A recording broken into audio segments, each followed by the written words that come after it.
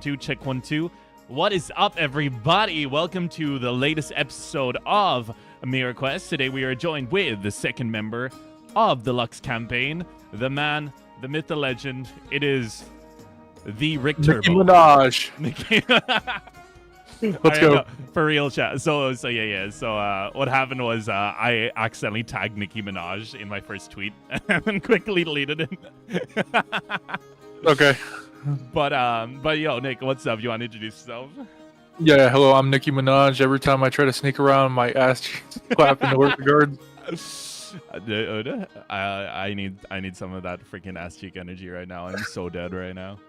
Oh. Anyway, yeah, hello, I'm Nick Nitro, and I guess this is my very first time doing anything D&D. The only thing I know is that my luck is very chaotic, and I tend to be very dry, so we'll see how this goes, I guess. Hey, you know, as the saying goes, if you're dry, it's usually the other person's fault. Oh no. So you gotta pay attention to the pregame, bros. That goes out to all you fellow dudes out there.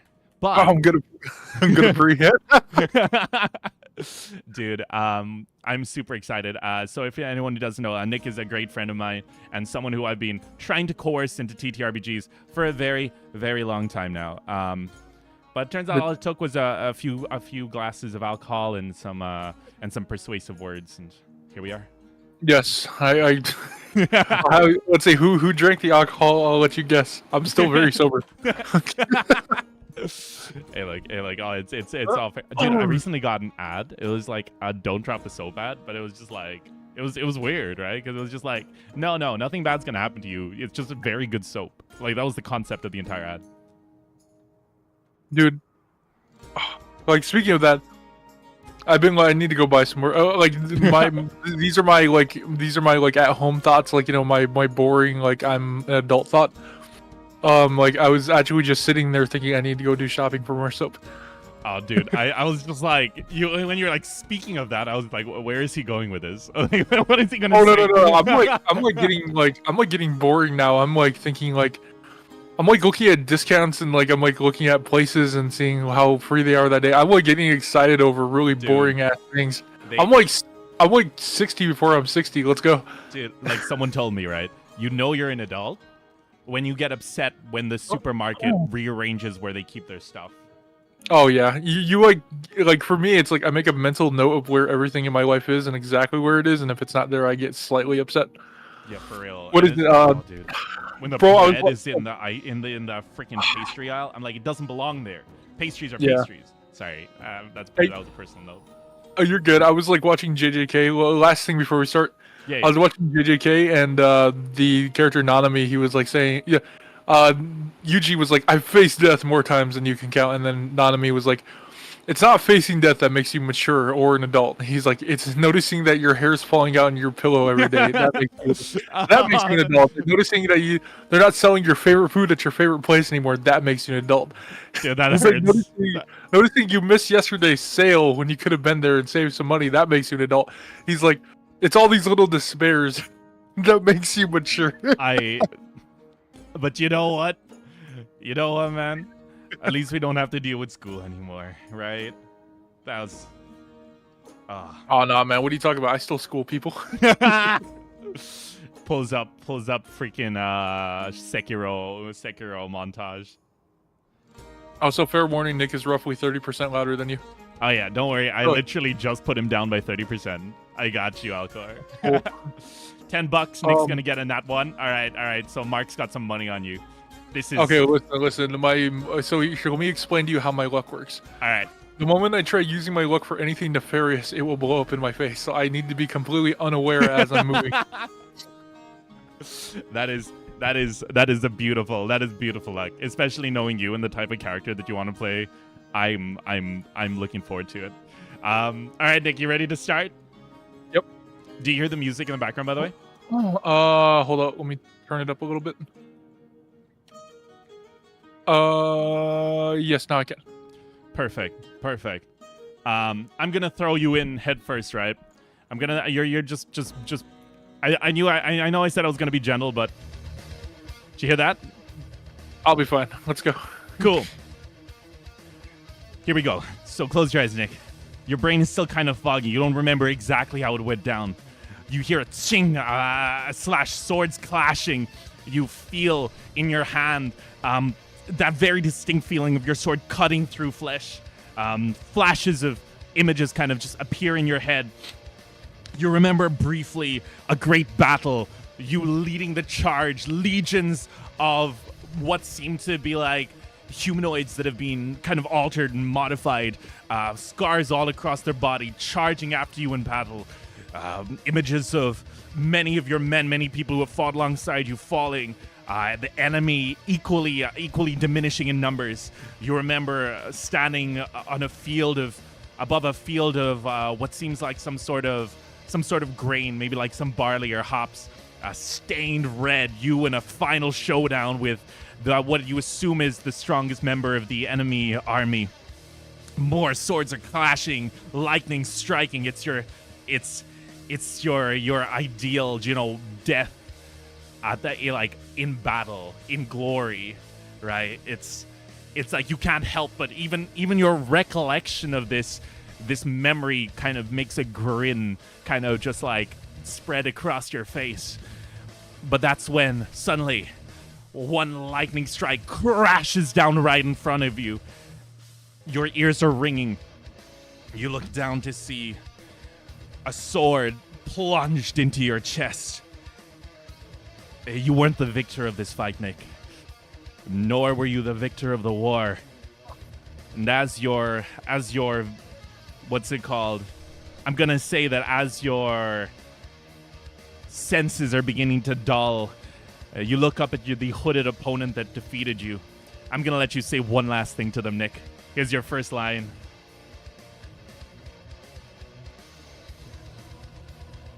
No pressure. Hold on. Brain's booting up here. Take your time, dude. I'm drinking water.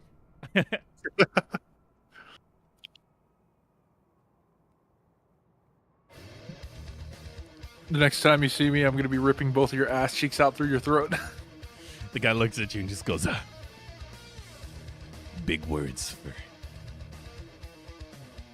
such a pitiful commander, he says, going, and he, like, with no respect at all, he pulls the sword out of you, letting you drop to the ground. That is what we call an oof moment, chat. But scripted deaths aside, Nick, I'm gonna let you do your first roll of the day. Now that that's over, and now that all that fun stuff is done, I'm bringing you over to a slightly less bloody scene. Nick, you have +0 on your will, so press space. Do you see the 20-sided dice? Hold up, I got this. All right. Okay, space bar, 20. Okay, and just drag it out. You got this. Okay, here we go. Is it going to be a nat 1? Does Mark get a $10? No. 17, baby. You officially owe Nick $10. Let's go. So, Nick, at this point, you're not quite sure what happened, but that really... You were just in battle. You were covered in sweat and grime and your opponent's bodily fluids. There was thunder. It was humid. But now, you feel a cool breeze blowing against your face. You feel a familiar prickle of grass on your cheek. You're definitely not in the battlefield anymore. But by the gods, is this hell? Suddenly you hear a voice next to you. It seems to be the voice of it's rather squeaky, very mildly irritating, coming from just near you. It's going, no, I don't think this is hell. Also, as far as role-playing and stuff goes, you can, if you need to do actions, you can be like, I get up, I look around, you can do whatever you want. I toss the sword in the general direction of the voice. You suddenly hear, oh my god, wait, roll a d20, this is an agility. Please don't kill my goddess, I swear to God.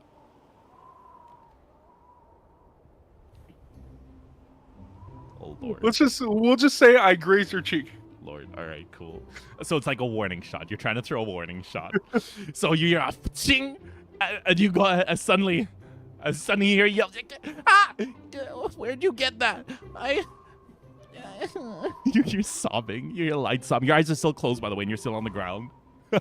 I may have lost my sword, but snake in the boot and sword and teeth in my ass. I'll take you down. Oh my gosh. I'm going to say at this point, dude, you kind of look up and you see a rather short-looking girl with like bright pink hair tied in two distinct twin tails.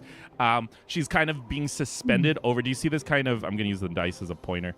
I'm going to use. Yeah, don't worry about whatever this is. But do you see this kind of rock over here? Yeah. So you see like she's kind of dangling from her sleeve, suspended in the air. She's about 4 foot, and she's wearing like a kind of white, kind of frilly, like Oriental style shirt with like pink cherry blossoms on it, and she's suspended about 2 feet in the air, and she's just sobbing, and she's like, I want to say hi. Hi, I guess. So what's it called? Do you want? Oh yeah. By the way, do you want to get up? I should have asked. Oh yeah. For sure. Cool. And she goes and she says, no one's ever done this before. This wasn't part of the script. She says as she starts wiggling her to try and get herself down. This is gonna be a let's see. That's actually a -1 out of +1, so it's 10. Ah, yeah, she's not able to get down. She's very stuck. She's just wiggling. She's kind of like wiggling in the air. Yeah, I won't hurt you if you help me down, she said, pointing to you, trying to look threatening. Roll to toss another knife to knock the other one down. Oh my gosh, yes. Roll a d20. Okay. I will say, you have one more dagger left. Is there a sword and 2 daggers? So you have one more dagger left on you after this. Do we have to roll it on the memes? Yeah, I'm so... Well, this is what I mean. The moment I become conscious of something, it doesn't work out. This is most unfortunate. The sword goes... You try to look really cool and toss a dagger to hit the sword, and then you turn around here, and then there's silence, and you turn around to see that the dagger's just like landed like right in her chest, and she's just hanging there motionless. And like you turn around for a second, you're like, oh, but then the moment you blink, I guess we both have a skill issue. The moment you blink, you see that she's no longer hanging up against the wall, and she's standing like right in front of you with like her arms pressed against her side. She's like, "That's pretty mean, you know. You shouldn't do that to people you just met."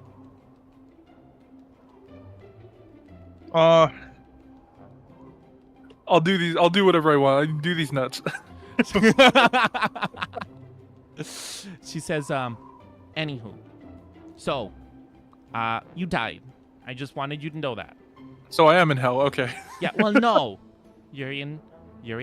She kind of, roll perception on this. So roll a d20, and this is gonna be a +2. So you're gonna add 2 to whatever you get here. Okay. 12, 14. Perfect.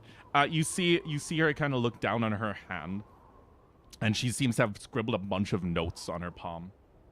And she goes, this is heaven, I think. And I'm Fluencia. And she kind of squints her eyes to kind of read her palm. She's trying to hide it from you, but it's very blatant because you tower above her. I see. So both of our social skills are ass. Let's get on with this. She looks up and says, I'm actually very sociable. I have a ton of friends, I'll have you know. She says, she's looking up at you, and she's like puffing out her cheeks, and she's just like, either way, I'm here to tell you, Mr. Shoot First, Ask Questions Later, that you're being given another chance at life. Doesn't that sound great? We go, yay. Okay. She says, no, you're meant to clap with me. You're just going to go, yay. Send me back. Some clapping's about to happen. I have a revenge quest to go on. Man actually sexually harassing a goddess. I love this. This is exactly how I thought this would go. I hope you know that. She looks up and she says, "Okay, don't worry. You're being sent back. I've just got to give you got to get a little bit of paperwork done. We've got.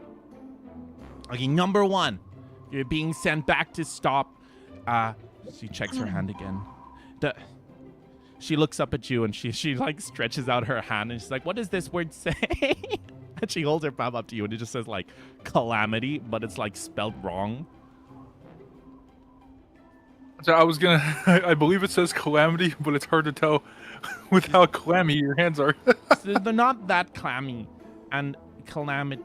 Oh, that makes more sense. I thought it said calamari. She says, she looks over and she's like, "All right, so you got to stop that, okay? You got that? Any questions?" So what am I getting sent back for exactly? To stop what random mission am I doing? Oh, what's up? She points to her hand again and she says, "Stopping the great calamity." Oh, okay. Okay, so I'm beating calamity again and got it. No, so by calamity, am I stopping a specific person? Am I stopping a monster? What is the calamity? She looks up and she reads her hand and she says, and she squints and she goes, "It doesn't say, but I'm sure you'll know it when you see it." Okay, Mrs. doesn't say. Let's get me back. She says, "All right. So there's some bad news, but you're gonna figure that out the moment you hit the ground. Do you want to wish? I can grant you 1 wish. Everyone gets 1 wish. You want a wish? Very monkey's paw. I don't control it. But yeah, just choose your words wisely," she says. "And also, don't appreciate getting stabbed. Thank you very much, but you can have your sword back. But I'm keeping these daggers because they look cool." Okay, so so breaking the 4th wall for 2 seconds. What is the parameters of the wish? Can it be just about anything? Yeah, so the thing about D&D is it's very much a fuck around and find out. You could use I can't tell you. You can figure that out yourself, my guy. Oh, for the rest of it. Okay, so I got this. This is gonna come down to my roll. Here we go. All right. I want a bag that will pull me out random fucking items with a 20% chance to pull out a random soda of my picking. Okay, I'm just gonna say, are those the exact words you wish to use? Okay. I will take, I will have a bag. No, I will have a bag, and I will be able to pull almost any object out. If it has to do with the scenario I'm in, I will take whatever it gives me, with a 20% chance of it being a drink of my choosing. Damn it! I wanted to give you the fucking item bag, but all right. She says, "Can do." And she says, "Any particular style? We've got handbags, we've got backpacks, we've got little pouches, and there's a limited edition. There's a super awesome one that I personally would love. The hottest pink purse you can get me." Done. She claps her fingers, and suddenly the world begins to like shift and warp. Immediately, what was a calm breeze is immediately how do I describe it? The sky darkens around you. The music that your character can't hear but you can immediately changes. There it is. Okay. The world begins to tremble and shake, and she says, "All right, bag's gonna be delivered to you in like 2 to 3 business days. You're about to drown. Don't hold your breath. It's part of the reincarnation process." She shakes her hand. "Friends?"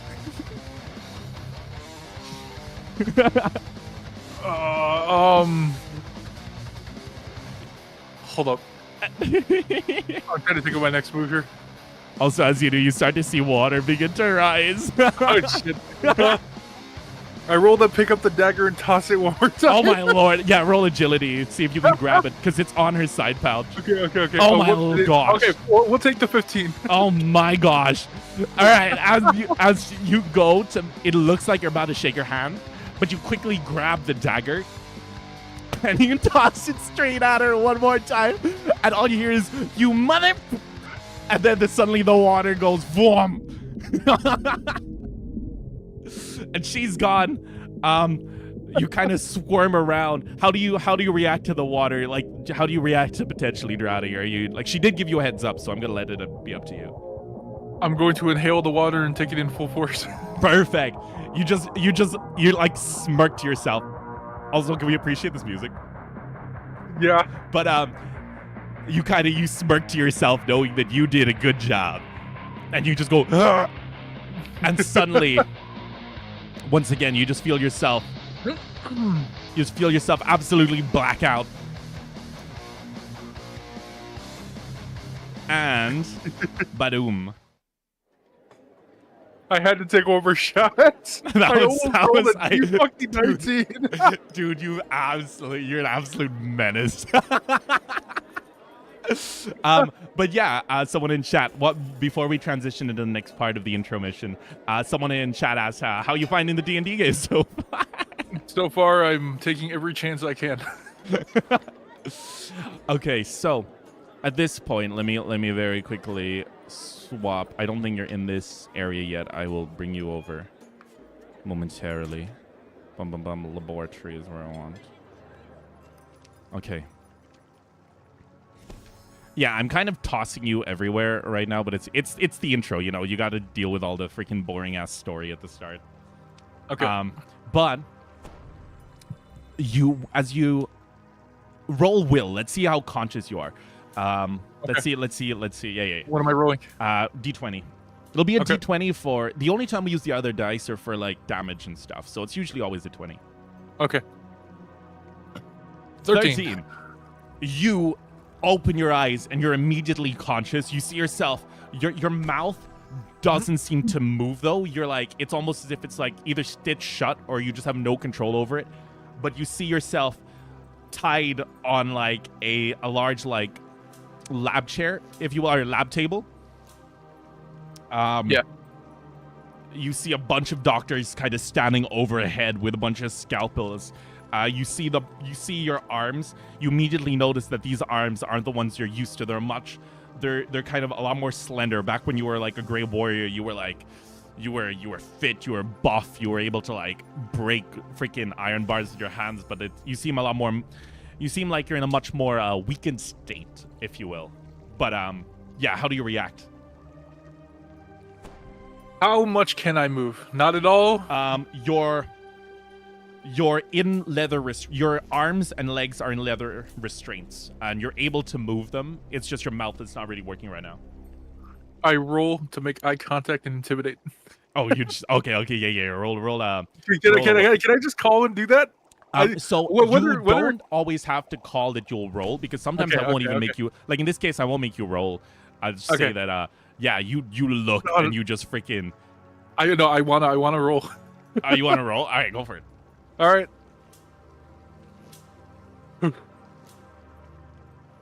Damn. 10. That's I don't know. It's because you are restrained. I'll give a bane on that, which is a -6 on that.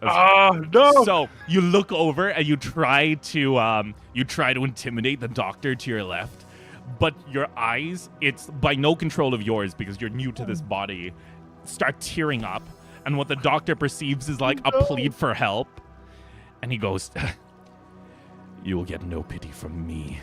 Gotta do it. Suddenly, another doctor goes, "Wait, he's awake, he's alive!" And the doors in front of you burst open, and you're still kind of fading in and out of consciousness at this point. And you see what looks like a large man. He's wearing, do you know those oversized armors that some people wear, like the Space Marines wear, that makes their heads look really small? Yeah. He's wearing one of those. His face kind of, think Omni-Man with a scar and an eye patch. Okay. He looks at you, and he goes, "Good. He's awake. Throw him in the jail. You're under arrest for high treason," he says. No.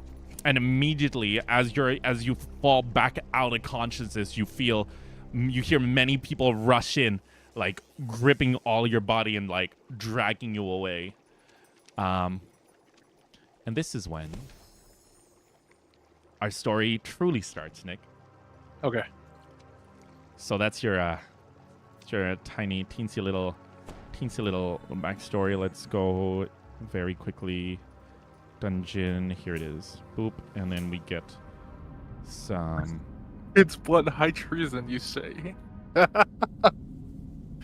Oh, by the way, I can't see the wall through the walls like you can. Oh, do Is you there a see thing for that? on the left? Do you see there's like Oh, a yeah, green- okay, I see it. I got it. I totally got it. Perfect. And then you might also have to zoom in for the effect to take place. Yeah, I'm on it. Hold up. Okay, there we go. All right, I can see. Perfect. All right, Nick. This is where this is the end of the Skyrim intro.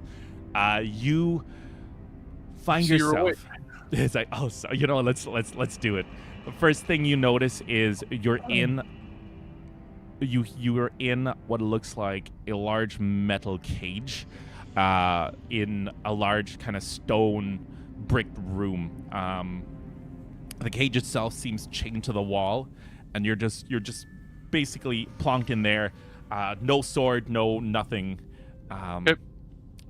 Barely a loincloth to cover your pride and joy. And to your right, you see a short, green-looking fella. He seems to have a load of scars on his body as well. It seems like you were both extensively operated on with many scars, kind of like Frankenstein from Soul Eater. I roll for inches? Okay. Roll a d10, Nick. Roll a d10. It's a yeah. I got it. We'll stay modest. This is nothing. This has nothing to do with the rest of the campaign, or will ever come up again. tags. It's This is flavor tags. tags.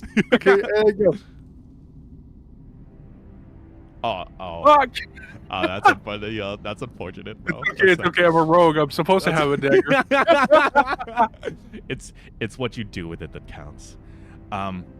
The little green dude. He's about like 2.5 foot. He's kind of tiny. He looks up at you. He's like, "Hello, boss. So, you awake?" He says. I'm awake, yes, but I'll have you know that it was longer in the other body. Anyway. He looks. He's like, so you're aware man, look at what they got me in, boss. He says, and immediately I'm gonna make you roll an intelligence on this. Okay, am I rolling 20 again? Yep, 20, and then you're gonna add 1 because you have +1 intelligence because you a smart here we boy. go. 10. Damn. You get because it's +1, so an 11 is usually a success. Anything Okay. below that is usually a fail. But Yep. you kind of get the feeling like he knows you. He seems very familiar with you, and he goes, so you're aware this ain't our bodies. Look what they got me in, boss. Let's see, You don't recognize him, though, obviously. He's... oh, yeah. So who were you before? Wait, you don't remember me? I can't recognize the face. He goes, I was there was once a time where you were parading through our town and you dropped an apple core and I tried to give it back to you. But you said, nah, you can keep it. And ever since then, I kept it on my mantelpiece, awaiting the day that I could give it back to you. And I'm going to say right now, you don't remember that. Okay. Or do you want to try to remember? Do you want to try to remember? I will... Or do you? I'm not gonna try to remember. I will. I will spin. I'm gonna tell a lie. All right, go for it. Let's do this. Okay. Yes, I remember the honorable act you did, and I noticed that you do your best in the situation. It was very foolish of me not to see the great qualities that you hold. I apologize. His eyes light up, and do you know what you've done there? You've earned a boon. So you roll a d20. And you can press the d6 as well, so you can actually roll them both at the same time. All right, you can just roll. You've already got the 20. What's? See, how do I roll? Oh, whoops! I was trying to move that. That's fine. You can actually. I'll keep it. Yeah, I mean, still roll a d6 and then add it. You can still add it. Okay, I got the 6 and toss. A 1. Unnatural 20. That's Okay. good. You immediately see his eyes light up, and he like almost tears up and is like, my ex-wife told me I was stupid for holding on to that apple core, but I knew it.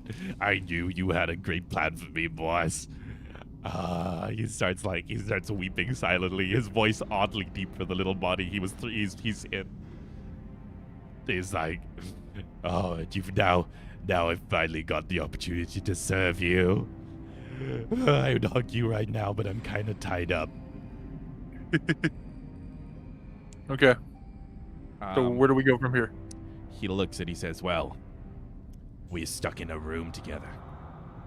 That's about as much as I know. But while you were unconscious, I noticed that they bring over the food twice a day. Once. I'm gonna be honest, boss. Timekeeping's a little hard when you're tied up, but be assured they do bring food twice a day, and it's rather nice. Sometimes it's still living, lets you kind of chase it around the room as a form of exercise. Not like I can do anything in here. I usually, yeah. He looks down. He's like, the food sucks. Okay. Oh yeah, if you ever want, you can also ask me at any point, can I look around the room? Or if you're looking for, can I look for any weaknesses? You can, like, anything that you think your character would be able to do, you can ask me. And I'll probably make you roll for it. Okay,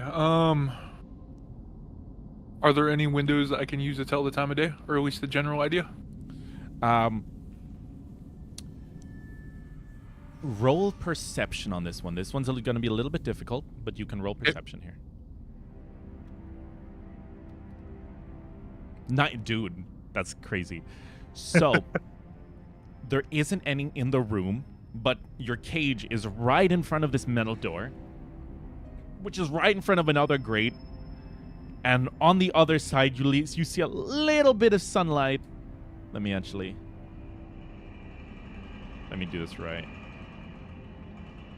Wait, this way. You see a little bit of sunlight pouring in from what you assume is a door or a window in the other room. That's about as good as you've got in terms of being able to tell the time of day. But roll intelligence to see if you're able to discern it from just that, and you can add a d6 to it. Okay. He doesn't even freaking need. That's crazy. You squint your eyes. This isn't the first time you've been captured. Your memories are still very foggy of your past life. All you really remember is that battle. But instinctively, you kind of squint your eyes, and you see that you're able to tell that it's like just past midday, just based on like the orange hues on the sun and the fact that it's not really going away as fast as it would be in sunrise. Yeah. What do you call it? Alcor in chat said, hits blunt. High treason, you say. So yeah, the goblin dude looks over at you, is like, so what you think, boss? See anything? When was the last time they brought you food? Judging by the old rumbly and my tumbly, it's been about 5 hours. And how often do they bring food here a day? They usually bring one before bedtime, and one in the morning. So what time is it that I was able to perceive? You know it's about to be sunrise. About to be sunrise. Not sunrise, sunset. Sorry, sunset. Sunset. Okay, so we have a mealtime coming. Yeah. So let's see. When they put in food, do they reach enough of a body part in, or do they just toss whatever they can in through the hole? It depends, really. A lot of times they'll slide it in through the bottom, but they usually come in here and like kind of rough me up a bit. I think it brings them a bit of amusement, to be honest. I take it as my purpose in life. But it depends, really. Sometimes they don't. Okay. Let's see. All right. Okay, so how locked am I in the metal cage? Like, is there anything around I can... Let's see. Can I roll for perception one more time to see if there's anything at all I can use? Any weakness in the cage, anything on the ground, anything that we can figure out? Yeah, sure. Okay. Watch this be the one roll you fail. Oh. Yeah! I'm gonna give you a Yeah. D6 because you can get a boon on that because you're gonna be in here for a while. Okay. So you can get a 6 and that. Oh my gosh, it works. Okay, cool. So that's 12 because you have +2 perception. Remember? Oh yeah. Okay. The cage that you're being kept in itself, it looks sturdy enough that you wouldn't necessarily be able to break through it. However, the chains that hold the cage to the wall seem quite not well kept. They seem to have just been reused by whoever was here before. As far as on the ground, you see bones and but you see kind of a glint, and underneath a pile of bones that you're kind of rubbing, like kind of checking through, you find an old pair of shackles.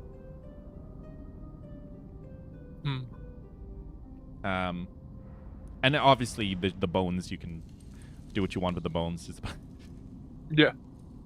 But yeah, that's about as much you see. Is there anything you want to do with those? How bad are the chains? Depends on what you want to do with it. You probably wouldn't be able to like reach forward and break the chains with your hand, but you could probably, with enough weight. Well, how I wouldn't even be able to just like. How powerful is my body? It's stronger than the average. You look around, it is quite lean, and you are stronger than the average man. But you're like gym bro, fully natural after about 1.5 years in the gym, strong. Okay. Shit. But I will say, in terms of the chain, like jostling, like the weight of the cage, like tipping over or something would be enough to break it. In theory. Yeah, that's what I've been thinking. Okay, so if I was even able to roll the cage over, what would I even do after that? Because then I wouldn't be able to. There isn't anything around that I could realistically use beyond the shackles. And the bone. We don't have anything. We couldn't pull a fucking Shawshank and carve the bone, so. You can try. Yeah, I suppose I could try, but we'd probably end up having to use a pick, but that could be used. All right, I'll try to use the bones as like a pick, and can I? I'm a rogue, so can I lockpick with bones if I was to try and get them to shape enough? It's gonna be hard, so I'm gonna need a couple agility rolls from you. Okay. Try and carve this out. Okay. Okay, so am I tossing the dice then? Yeah. Right. We're gonna see if you can do this. Okay, 14. Okay, that's 1 success. You're able to sharpen it a little bit. Let's see if you can go again. Damn. Dang. Okay, so you were able to carve one of the bones sharp, but not quite sharp enough to fit through a lock. Okay. That's about as much as you've got. Unfortunately, though, the second bone that you're trying to sharpen snaps a little. It's a little frustrating. It's about an hour's worth of work kind of gone. But you do have one sharp bone, but it's not enough to lockpick. I will also say, just because you're new to roleplaying stuff, until they give you an ultimatum, like you'll be executed in like a week, nothing says that you only have like a day to escape, right? You could plan something long term if you wanted. I got this. So, would it be? Let's see. I want to ask him if he could possibly,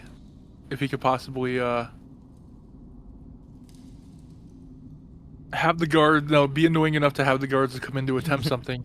All right. And then when they come over to me, I can try and push my cage over onto them with the spike. Yeah, go on. Ask him as if you would ask me. I wanna see this dialogue. Okay, so I have an idea to escape. Yeah. What is it, boss? So we just need them to come in the room just long enough. So it looks like the chains are just weak enough for me to be able to knock the cage over. If I'm able to knock the cage over onto them, I can use the spike on the cage to hopefully do some kind of damage, or at least knock them out well enough, and then I can reach through the cage and possibly look for some keys. So you want me to try to lure them in using my feminine charm? Damn, that unlocks a lot of things. Okay, yes. Is I can do, boss, can do. All right. And boss, if it goes south, I want you to remember me. Not as a... Oh, wait. What I choose? Not as I fell, but as I fought. Whoops. Oh, did you despair? Or? Oh, no, I accidentally dropped the thing. Okay. Oh, no, you're good. I can't physically put you in the cage, so we're just assuming you're in the cage. Oh, yeah, of course. I'm just kind of bumping it around. Anyway, right. Yeah, okay. So you guys you wait a bit. Okay. And you see, eventually, you hear one of the doors open. And in walks, you see...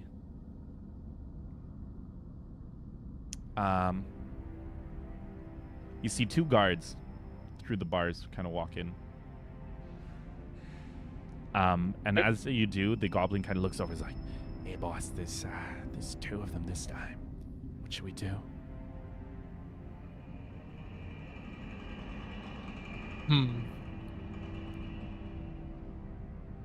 Let's see.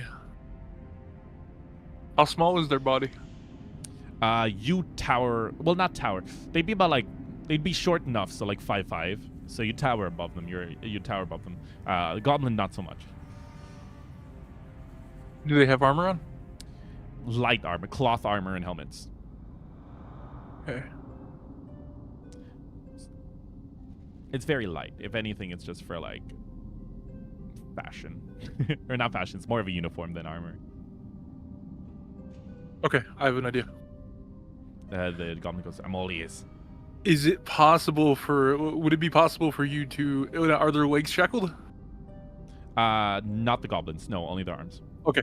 Would it be possible for them to try and trap the guard with their legs and just hold them long enough for me to see how fast I can get the key, and then get myself out and what's up? Which god? He says. Probably the one on the. Let's see. Looking toward the door. Probably the one on the right, closest to them, and I'll try and annoy the other guard to coming closer enough to the cage so I can drop it on them. And depending how fast I can grab the key and unlock myself, I can get out and get the other one. Okay. So, wait. Goblin's here inside this door. So door's gonna open.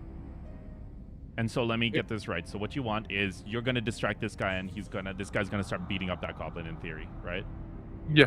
Perfect. If the goblin could just do something to hold them for just long enough for me to grab the key from after I fall on them. All right. So we're gonna do this. So at this point, the guard kind of opens the first door, kind of walks in, and you see the slot in the bottom open. When suddenly the goblin goes, "You, big boy, don't you wanna have some fun?" And the guy, you hear one of the guards just go, "You hear that? Little goblin hasn't had enough." And the guy goes, "Shut it! I just beat him up a couple of times. All right." It's like, "Nah, dude, that's not what the rumors say." It's like, and the other guy's, "Well, rumors are just that, rumors. I just went in, blew off some steam, punched it in the jaw a few times." And then he said, "Well, are you gonna let it tease you like that? It seems like that wasn't much of a beating you gave it. If it's that thrill to see you." Oh yeah, your guard failed that. Guard immediately kicks the door open and is walking over, and immediately socks the goblin in the stomach. Oh. The goblin just goes, "Oh." The other guard's kind of looking over happily, but he's still kind of outside. What are you gonna do? So I see you guys like hitting on the smaller one. You want to try something a little bit bigger? This guy, you're looking at this guy when you say that, right? Yeah. He walks over and is like, "And what are you gonna do about it, oh great hero?" He says. He kind of pushes his face up against the cage. Also, I will say that you see the goblin kind of looking at you, waiting for the signal. Okay, I nod my head to the goblin, and then I grab him by the armor to pull him close to the cage, and then I start shaking it to knock it over. Roll strength with one boon. Please don't fail this. Okay. Oh, whoops! Where'd that go? Oh, we'll figure it out. That's an okay. You've got the 6. You've got the 6 on top of this. You just got to get like 2. Okay. 4. Nice. Okay, so immediately. Oh, I'm gonna roll for the goblin. See if the goblin can get their legs around the. Okay. Damn.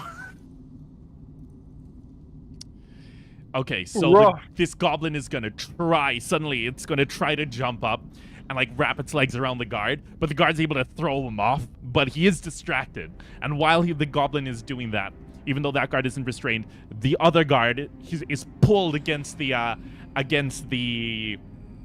what do you call it? The cage enough to make it kind of like lean back against the wall, and then with one big push again, you push the cage down on top of the guard, and it's now like kind of on top of him, and he just goes, ah! Help! Okay. He looks to the other guy. Let me put on some better music.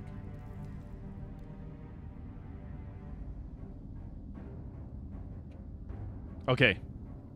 So now, yeah, this guy's pinned down. This guy is not. What are you gonna do? Okay, should I roll for this or should I just go for it? Well, tell me what you do first, and I'll see if you need to roll. Okay, so his whole body's pinned. I immediately need to go for his pockets and check if he has a key.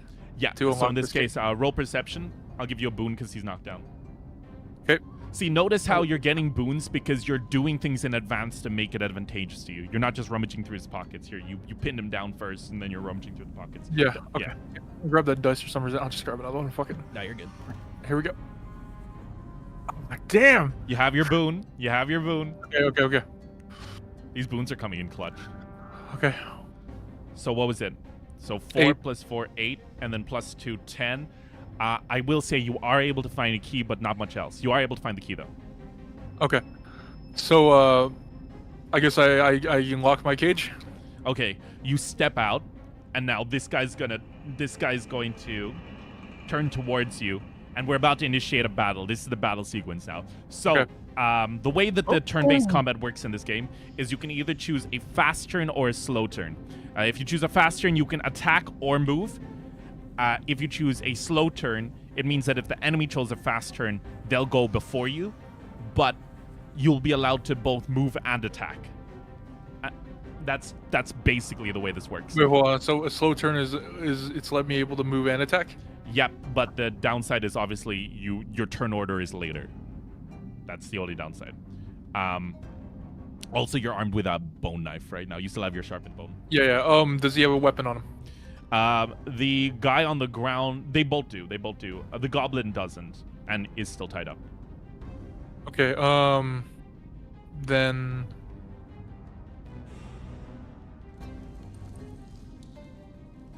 Also, I'm gonna say this guy. I'm gonna use trickery to get the upper hand in the fight. Okay, awesome. Who are you going to attack with it? I don't need to worry about the guard right now because he's still pinned. Yes. I'll get him afterwards, but I'll attack the one that's standing.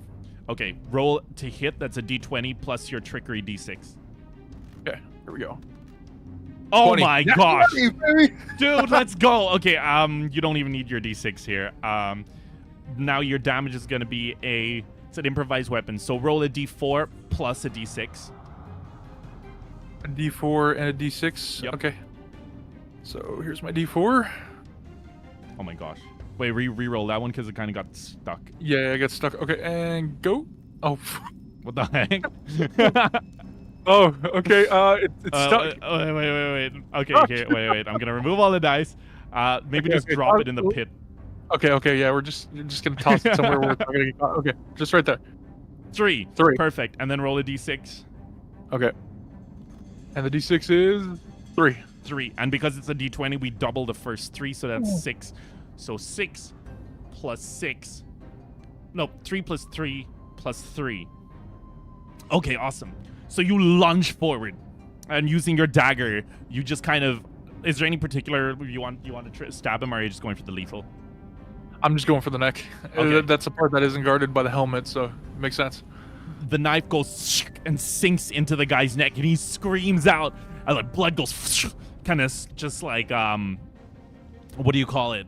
Like paints the wall to your side.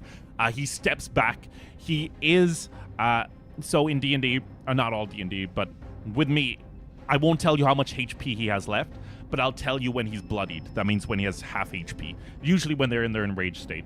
He is very much in that state. He's looking very worse for wear. He is bleeding out, but he is still up. So that's your turn done. Goblin is gonna follow up, and he's gonna try and he's got a disadvantage on this, but he's gonna try to kick the guy. Okay. He hits. Oh. He hits. That is gonna be a D4 halved, which is 2 damage. Oh my gosh. Oh, cool. So the guy goes, you're gonna pay for that, and and he kind of stumbles towards you, and he's about to try to stab you with his spear, but then the goblin like jumps up and like with 2 feet like kicks the guy to the side, and he like falls over in his weakened state, and he like wallops his chin on this stone pillar, and he's dead. He's gone. Okay. I need. I'm gonna grab the or go ahead and say the next part, and then I have my next move. So this guy's turn is he's just gonna try and push the cage off. With strength. He's unable to. He's still pinned by the cage.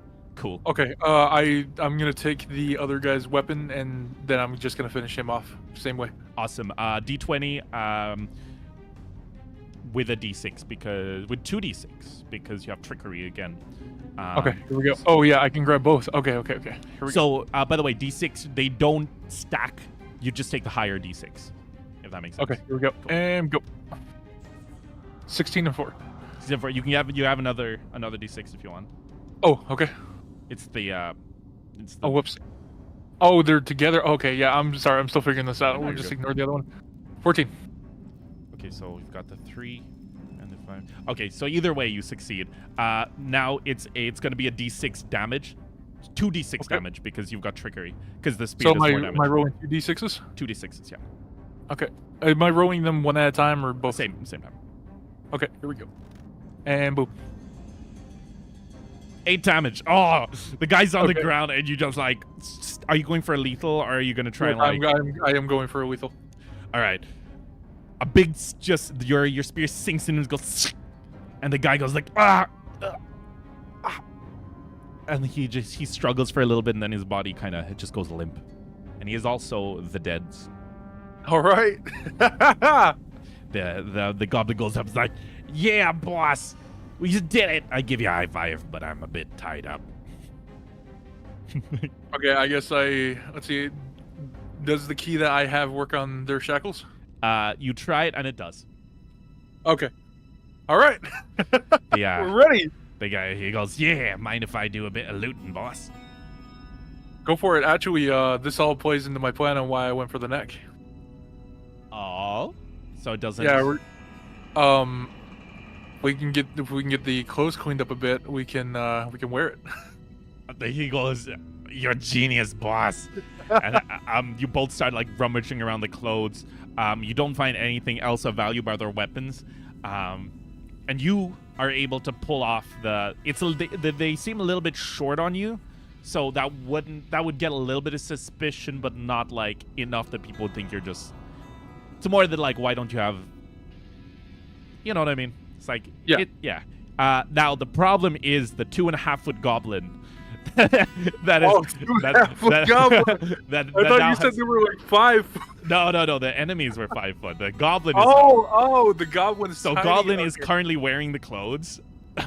It's like they're very large on him, and the helmet just kind of like goes over his head. Okay. Then I have a better idea. Then we can just play the prisoner trick, where I'm pretending to take them to wherever I was told that they need to go. They can just wear the armor if they need to. The boss looks up. The goblin looks up and says, "Can I at least keep the armor, boss? Or can I at least keep the helmet, boss?" Oh, but that would give us away to anybody else, wouldn't it? All right. He like kicks it off to the corner grumpily and pouts. Okay, so there's a couple things that need to be taken care of first. Yes. 1 is the bodies. 2 is cleaning up the armor. So, I guess since we can leave the room, I guess we're gonna do that. And I guess the first hunt is probably gonna be water. And is there anywhere we could stash the bodies? Are we using the stage as literal? The stage is the literal place around us, right? Yes. Okay. So at this point, you can't really. You'd have to search. You'd have to search around and look for something. Okay. do have an idea. Also, you can tell from the sunlight outside that the sun has gone down, so it is dark. Okay. I do have an idea then. Okay. So, let's see. We could, okay. Now stop me if I need to roll on any of these, but Yep. okay. So there's a bed out there. We could take the sheet off of it, and we could push the bodies behind the door. Cover them with the sheet. Oh my gosh! wait, like as in like here? Yeah. Assuming like So it would I go- can't really yeah, squeeze so him it- in, but he's there. Okay, so it wouldn't be immediately noticeable. Yeah. Okay. Yeah. I'm not gonna make you roll for that as a genius. All right. Bodies are in a lump behind the door. 2 naked bodies. Okay. Did you at least leave their underwear? Of course. Hyena Cool. barbarian. Awesome. All right. No. I was Okay, saying right here. now need to find some water, but I don't know if there's anything around this room. So were they taking their break, or were they bringing our food to us? They were bringing our food to Yeah. us. Did they include any water? There's like a few cups, like a couple of cups of water, but you can try to use that to wash up. Okay, But let's try that. I will say roll intelligence. Okay, which one is that? 20. 20. Okay. All right, here we go. 13. 13. So you are aware that they would have a place where they stored water and such in these prisons. There is definitely places where you could find water if you wanted to look. I guess let's just try the cups of water and see if that does enough. I suppose. All right, I rolled a 13. So I'm gonna make you. Yeah, I'm gonna say that it gets a lot of the blood off, not all of Okay. it, but it gets the part, at least off the metal parts. A little bit. It kind of fades it a little bit on the cloth. There is still a little bit of blood, but it kind of resembles more of like an old wine stain. Okay. That should be good enough, at least until we can find either a different change or do something else, something that won't blow our cover immediately. What you Okay. also see in front of you, though, upon walking out, is a conveniently placed assortment of weapons. Okay. So I will take the weapons, and I'm going to take the shackles that were in the room and put Perfect. them, fakely put them on the goblin. All right. Goblin says, "I trust in you, boss." Also, you only have enough for like a small side weapon, so like your bone dagger, and 1 large weapon. So there's like the spear, battle axe, warhammer, greatsword. I'll take the great sword because we're going to be in close quarters. Cool. All right. You guys are prepped. Also, as you were in there, they didn't notice anything strange, but you saw there is at least 1 pair of guards patrolling outside. They passed Okay, once or twice while you guys were getting cleaned up. Okay. All right. We're going to stay put, and we're going to watch for the timing. Okay. Also, it's at this point that looking out the door, because you can kind of see between the cracks, you guys seem to be very high up. This is the first time you see you're at a very high elevation. Okay. So as far as timing goes, it seems that the guards make the rounds every 20 minutes. Okay. So. All right. So we're going to wait for as they turn the corner, and we know that we're going to have at least. I don't know. Let's say roughly the timing is going to be about 18 minutes to make our move. As you're listening as well on the guards, you kind of hear them speaking about things like, "Oh, did you hear they looks like they did him dirty." And they was like, "Oh, what you mean? You mean Nick, the hero?" It's like, "Yeah. Do you know why they have him in there? It's a high treason, right?" And then the other guy goes like, "No, he's too much of a threat." It's blunt high treason. Okay, continue. It's like he's a little too much of a threat. That's what I think. You know, they could never control him. Send him to battle, left some of their best men behind. Poor guy. Now they brought him back, put him in a weaker body. I feel sorry for him. That's what you hear. Okay, so So the powers that be needed to get rid of me. All right, then. Okay. All right. So let's see. We need more information on the building that we're in. So, we need to make it look like we're going somewhere too. And we would already be by cells. How knowledgeable are they of... So they are knowledgeable that I am in this cell. Yes. Do they know that the goblin was supposed to be in the cell with me? Would I be giving myself away too easily by playing this bit? I don't think there's a way you'd know. Yeah, I don't think there's a way you'd know. Unless you can think of a way to check. Maybe you could, like, go out while you're in disguise and, like, ask them. But, like, yeah, there's no way your character would know that. Okay. I'll have the... Let's see, I'll have the goblin hide under the bed, and I'm gonna go do a little bit of recon before we move. Okay. Do you wanna wait? So if they're coming in 20-minute intervals, let's say they've just passed you, how long do you want to wait before you you pop out? So they just passed, right? Yeah. Okay, so I'll wait for. I'm gonna go ahead and leave the room and make it look a little natural that I'm going from point A to point B, and Cool. if I'm gonna try and purposely bump into them to ask them some questions. Okay. Okay. We're going to assume that you're actually... Yeah, we're going to assume that you're in costume right now, so... Okay, yeah. Okay. At this point, you walk out of the room, and you're walking behind them. And they pay you no mind. They're like... They're not like, oh, who walked out of the room? They're kind of continuing their patrol. They saw you were in uniform. You should probably sit the background tonight. Oh, yeah, thank you. I'm also going to give you a torch. Okay. Because I'm gonna say you would have just been able to pull one off the Okay. pull one off the thing. All right. So yeah, so you're just gonna walk up behind them and just like, do you want to say anything? Because they're just continuing the patrol. Okay. Okay. Hello, sir. What was that? I'm new here, and I'm trying to find where I'm meant to go. Oh. I wanted to ask, like, I'm supposed to be assigned to Nick and another prisoner. I wanted to ask more about, you know, like, I guess just a newbie's curiosity. What are they both in for? Oh, we did have a new batch of recruits. I guess they're really short on staff if they're having them up here at high security. But, yeah, I wouldn't mess too much with that Nick guy. He's in for a lot of bad things, and he is... He kind of looks left and right, and he says, it's one of those don't ask too many questions type deal, you know. Ah, got it. Okay, what about the, I heard there was another one in there with them. What about that one? Oh, they were just irritating the guards too much in like minimum security, so they put them into medium security, and they started getting beaten up by the other prisoners. So they attempted high security, and that went about as well as you'd think it would. So they threw them in with Nick, so they felt like it would be another form of torture for him.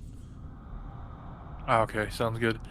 I was told that I'm supposed to be transferring the goblin to another place. Apparently they found a new spot for him. Apparently he's also been irritating the guards, so that's what I have to do tonight. That's not surprising. All right. Yeah, well, do you need to know anywhere? Is there any specific locations?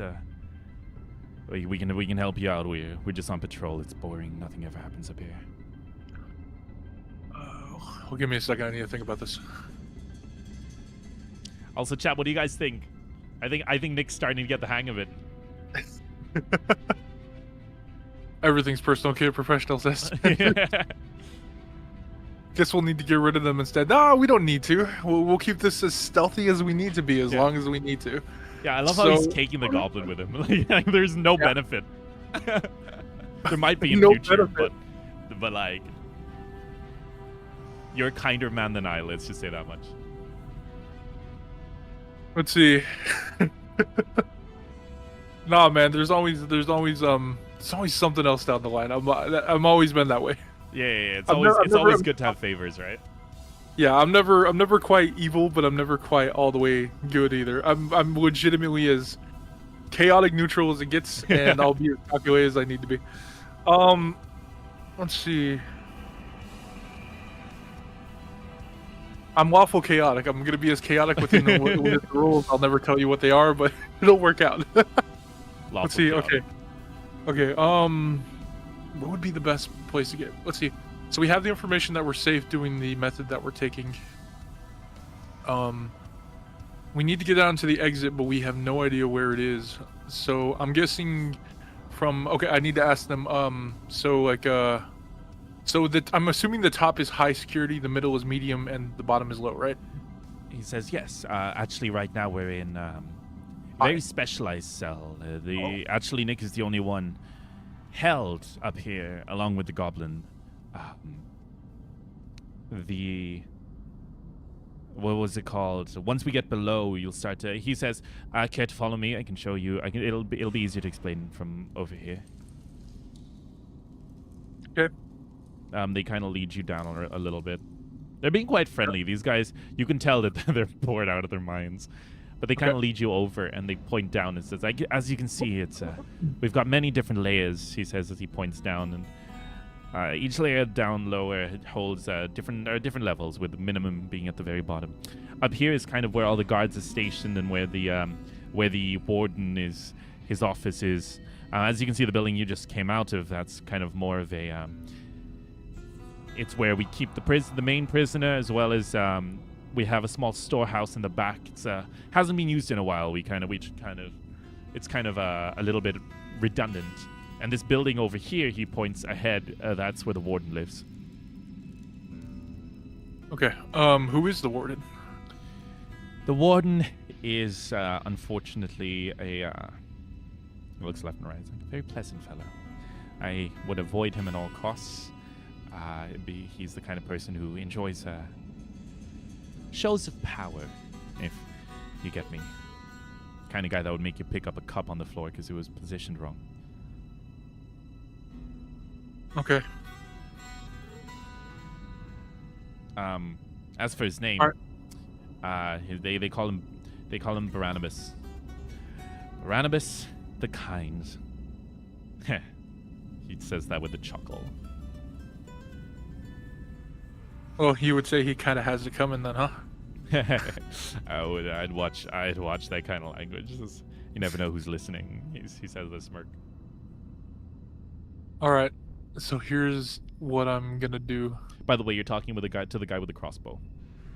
Oh yeah, gotcha. So breaking fourth wall for 2 seconds. I want to tell you my plan. Okay. I am going to kill the warden. Oh my gosh! All right. And that will be my distraction on my way out. Okay. I won't stop you. Okay. Now they'd be asleep, or are they asleep, or are they just sitting in their quarters? You don't see. Oh yeah. Also, you do see another upper floor. To the place where you were kept. He basically just informs you that it's just a little like a watchtower kind of area, place for the guards to sit in between shifts. Kind of, you see the staircase behind you. Yeah.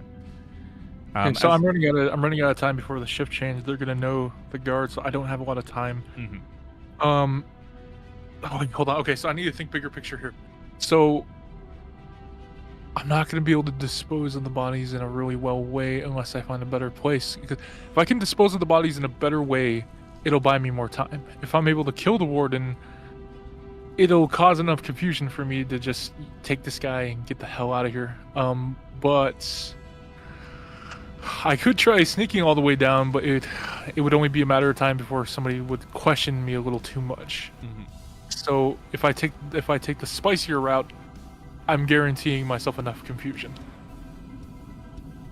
Yeah. I mean, I'm all for more chaos. I won't stop you. Like I said, I make the starting location. How you get out is up to you. I'm going to be perfectly honest. I don't even plan any set escape routes. It's all up to you. All right.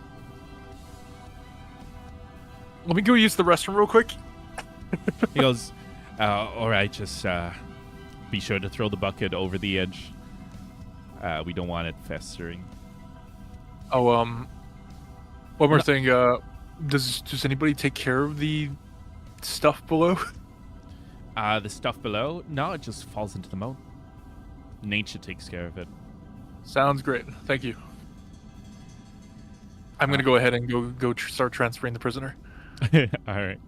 They say, all right, be safe, and remember, if the garden asks, we did not stop, we did not talk, we did our job. Heard. All right. So okay. So now my next move is how much time do we have left before they come back around? You kind of gone their way a bit, and since you came out as soon as they passed you, we're gonna say it's still around 18 minutes. So we're gonna toss the bodies. We're gonna take both of the bodies and we're gonna toss them into the moat. The goblin says, "Oh, all right, boss." And then so I'm just gonna say both of you pick up the bodies, and you lift up the sheets. Do you take the sheets off, or are you keeping the sheets on? No, we tie the sheets in case they're floating downstream. They'll just look like a thing of sheets. Perfect. Perfect. Awesome. I'm gonna say that you guys are able to. Yeah, you're under the cover of night. Those guys are far away. I'm not even gonna make you roll. Grab the bodies. They're tied up, and they just go. Boop. Yep. Okay. So that takes care of one issue. So now, yeah, since I have the sword and Goblin is doing that, I'm gonna say that he picks up a couple of daggers, or they pick up a couple of daggers. All right. So, yeah, I guess do we know where the warden is? They told you the warden's quarters was that way, so that's what I'd assume. Okay, yeah. But there's no guarantee. Okay, Iro, I need to go use the restroom. Give me like a couple seconds. Let me go use it, and I'll be right back. No worries. Okay. All right, chat. So, what do you guys think so far? I'm pretty happy. This is fun. Yeah, this is going exactly how I thought it would. This is why I was like, we got to get Nick into D&D. He's a natural. Like, Nick is like one of the only people that I know that can unironically pull off a monologue, and I'm just like, he's just a natural. Things are about to get yeah, exactly. We haven't even gotten to the spicy part, right? Man, I'm excited. Wait till you see him. I'm curious to see how he's gonna react with all the other characters.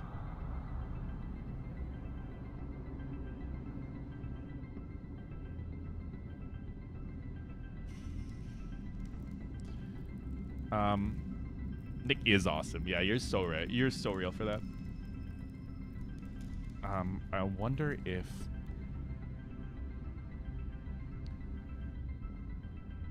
yeah, it's gonna get good. It's gonna get very good from here on out. But you being his first DM and doing a good job, that's also awesome. Thank you. I actually specialize in newer players. I very rarely play with seasoned D&D players. I know it's just that initial spark that when people suddenly realize that they have an entire world to explore. I feel like it's very hard to replicate. Now, don't get me wrong, and I have nothing against seasoned players. Like I said, Frederick in this campaign is very seasoned. But I'm like, I know, it's always fun initiating the newbies, if you will. Probably gonna try and stab him. I wouldn't put it past him. I would not put it past him. Oh, by the way, guys, guess who just got monetized? I'm so happy. I'm so happy. I don't know if it's like available yet, but I'm very, very chuffed. Let me see if it's. I don't know if I can turn it on or not, but all I know is that they said it was here. I don't know if I can I can actually have it up or not, but I'm happy. I am very happy. I think it's still being set up though. I do think it's still being set up, but I am a happy boy nonetheless. Thank you. It was all because of all of you. You guys have been supporting these streams. You guys have been keeping me company. I'm very happy. Like I said, my main platform is Billy, but YouTube will always have a how should I say? I'll always have a soft spot. I'll always have a soft spot for YouTube. It's kind of my comfort zone, you know.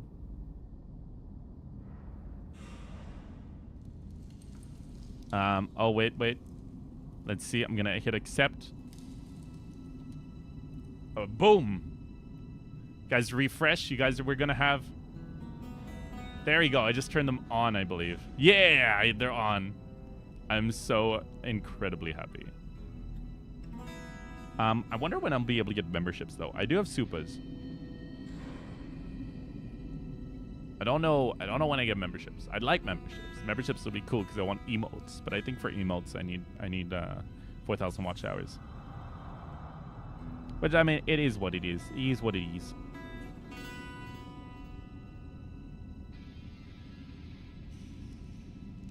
Just got here because of Nick, but I'll be watching your streams. Thank you. Much appreciated. Oh man, I'm just really happy. I've been trying to get Nick into like a TTRPG, not even necessarily like mine, just a TTRPG for so long. And I'm very happy. Hello, welcome back. All right. Okay. You're good. I was just telling chat that I just got monetized. Literally just got the news. Oh, yo, let's go. Yeah, boy. Yeah. How many years has it been since you got monetized, Nick?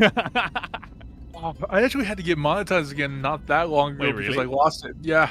Oh, that's weird, dude. That shit happens. Oh. Also, yes, I washed my hands. I just got here because of Nick. I will be watching your streams. Awesome. Yay, thank you. Much appreciated. All right. Let's snap back in. So, Nick, you, yes. The bodies they fly off the edge. They hit the ground with like a little, and you see like the sacks just gently floating kind of lazily. Like it's a moat, so there's not really running water, but it's kind of like, they kind of just bob a little bit around. So the water wasn't going anywhere? No, it's just, it's just closed moat. But well, it's still, there's a bunch of other rubbish around. Yeah, it'll buy us enough time. So, we're going for the warden. Oh, let's go. All right. All right. So are you bringing the goblin? Like, yeah, I am bringing the goblin. They're still chained up, but we're hiding the daggers, and yeah, we're gonna go check it out. Awesome.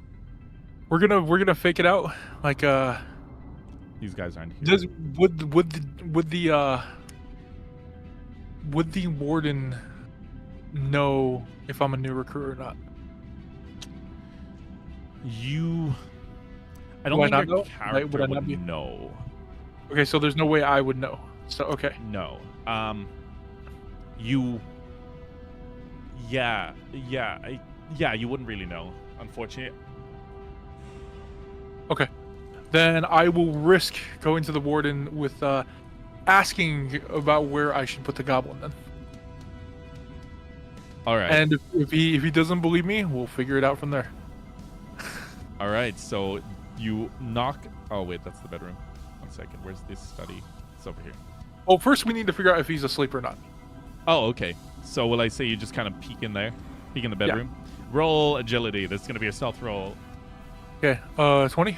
Oh, no, yeah. Okay. Here we go. 6. Or 9. 9. All right. Perfect. So you start opening the door and unfortunately goes... Argh! Okay. But thankfully there's no one in the bed. Okay. All right. So door closes. Are you going to go to the next room or are you going to go into the room? Yeah, I'm going to go check if he's in his office. All right. So wherever he is. You kind of go around and I'm actually just going to get rid of these. Actually, I'm going to put them here. Like I'm going to put them over here, but they're actually just kind of roaming around. Okay. Just saves me having to. Okay, so you go over here and you see there is another door. There's 2 doors. Okay. Is there any particular one you wish to open? There's this door you're standing in front, but ahead you see another door. Let's see. So we don't know which one is his bedroom, right? Or which one is his office, yeah. Okay, so if we knock, we're gonna give it away. But if we open up slowly, you want to try again? You want to? I'm still safe under the guise of a newbie, so I'm gonna knock. Okay. You just hear a tick tick tick tick, and there's no answer. Okay, the next door. The next door, as you're walking, you actually see there's a window here. And over here at the desk, you see a familiar face. Do you remember the guy that arrested you? He is sitting at this table. Wait, is it the guy who arrested me? The Omni-Man face-looking guy. Oh, that guy. Okay. So now I have a promise to keep. My face is covered, so we're doing this. Okay. Okay. Okay. Let's see. He's not a particularly nice guy, so we'll have to take this naive and flattery. So let's go ahead and do this. Knock on the door. You from the other side, Yura. Who is it? No, wait, no, sorry. I need to give him a better name.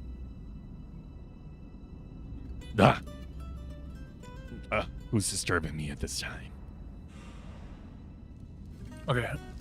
Hello, sir. I apologize. I'm new here, and I was told that I needed to transfer this goblin down to the lower cells. I needed to know if no, I wanted to know if you knew specifically where. I wasn't given much information on that. It's none of my. It's below my pay grade. Go bug someone else about it. Okay, I'm gonna roll for perception and check the room and see if there's any openings from above or behind him. Oh, okay, okay. I'm gonna say you're kind of looking from the window at this point. You didn't open the door or anything, did you? Oh, no. Cool. So, yeah. Roll. Give me a d20. Okay. And boop. 18. 18. So, in terms of openings, you do see on the other side, kind of near his study, there is a window, as well as the window that you're in right now. And above him, you do see a little vent, like a little kind of like airflow thing. Okay, so from where I can tell, is the vent directly above him or not? Yes, it is. Well, close enough? Yeah. Okay, then that will be my way to attack. I'll be using the broadsword on the way down. Awesome. You're doing the dark. Oh, what the heck? Your character glitched through the floor. Oof. You're doing the old Dark Souls. Oh yeah. Awesome. So so first you're gonna have to. Are you gonna try and? Is there anything you want to do before you climb up?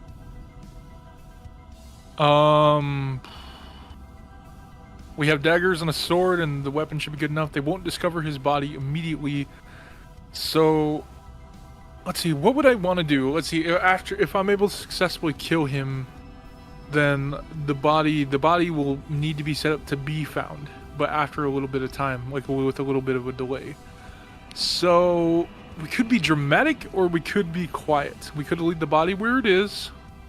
We could dispose of the body for more time, but no, what would be the point of more time when we have all the time right now? I have an idea. All right. If we're able to kill him, I'm gonna toss his body right down the middle. Oh my gosh. Okay. All right. Okay. Okay. Cool. So what about the goblin? What do you? He goes. All right, boss. What should I do while you're going up there?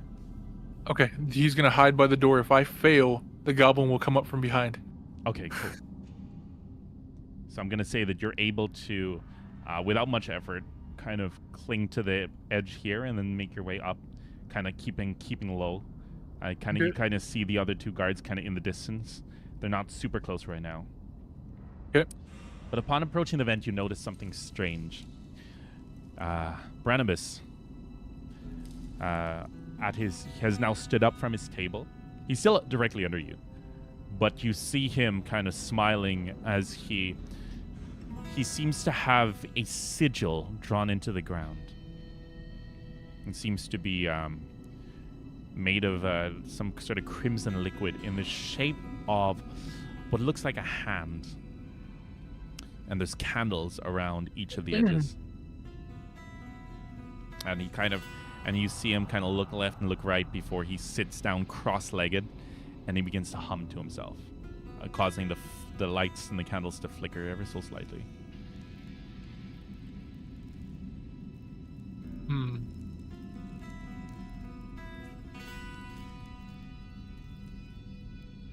Do I wait for information, or do I take him out while he's distracted?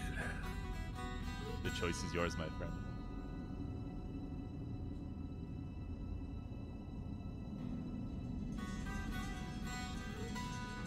I'll take him out. I know the information is going to be important, but I may fuck up my chance. Mm-hmm. I'll take him out. Awesome. So I'm gonna. So yeah. This is a surprise roll. I'm gonna give you a roll a d20. Okay. With a boon, 2 boons. But remember, they don't add together. You just take the higher one. Okay. Hold on. Let me put this one down real quick. I'm not gonna count that one. No worries. Okay. So when you say sure? 2 boons, am I? You sure you don't want to count that one? Fine. We'll count that one. But 2 boons is just basically, if I say a 20 and 2 boons, you basically go like this. Okay. And then we'll just say, okay, you take the 6 and the 19. Okay. Either way, we're not gonna count that one because that's not my roll. Yeah. I mean, you okay, succeeded either way. So okay, good. so I'm gonna go ahead and I guess we'll just take the 2 for the hell of it. All right. Okay. And then now give me. So that's a hit. So give me those 2. Oh. Boom. Oh, easy. Oh, good.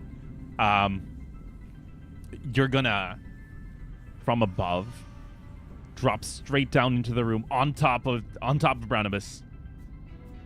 Your sword sinking straight down the edge of his armor, and he's about to like yelp in pain. Is there anything you want to do in this? Grab his mouth. Perfect. Your hand goes over his mouth. He tries to scream and calls for the guards, but like no one arrives. Blood is just shooting up into the air and covering his entire room. What do you call it? And now it's your turn again. Fast turn or slow turn? We're getting the badass music. Wait, hold on. So are we in battle now? Was that not an insta kill? That was no. Okay, so how injured is he? He's struggling. He seems to still have a lot of strength, but there is blood just shooting out of his side, or like his kind of shoulder. Okay, hold up.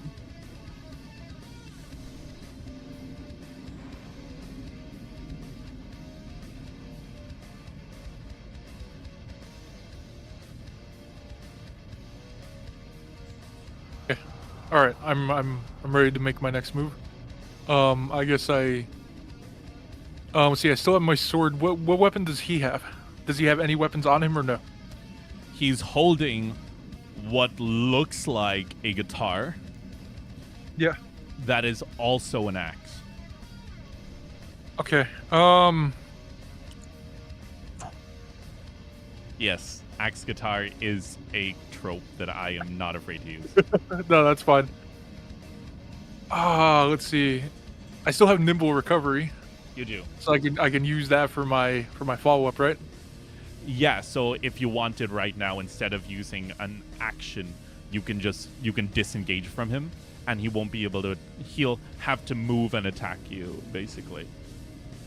So, hold on. If I'm I don't know if I understand it all the way, but like, so I can use it to dodge and then attack, right? No, it would be more of a getaway maneuver. Now.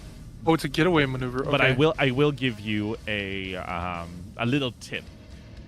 So enemies also choose if they take a fast or a slow turn, like at the same time as you. I just don't tell you. Now, if Barnabas thinks that he's going to be able to hit you, he's going to choose a fast turn. But if you choose your turn to do a nimble recovery and get away from him, he's going to have to move to you instead of attacking because he's only taking a fast turn. Then I'll do nimble recovery and I'll make an opening for the goblin. Perfect. Okay. So picture this. You jump down from the roof straight into his side. Immediately place one hand next to your sword. Pull out the blade while at the same time pushing the guy forward. He slumps onto you start to cover his mouth a little bit before he can gasp for air. And then you just kind of like slam his chin into his tongue and make a dash for the door. Open the door. Your goblin runs in. This man then turns around, and he kind of looks at you, like furious. You can't understand what he's saying. He's kind of still recovering from biting his tongue, and he's gonna close the distance on you, but he's not able to attack. Roll perception. Okay. Boom. 5. Damn. You don't notice anything else in the room right now. You also don't notice the goblin going, boss. Yeah.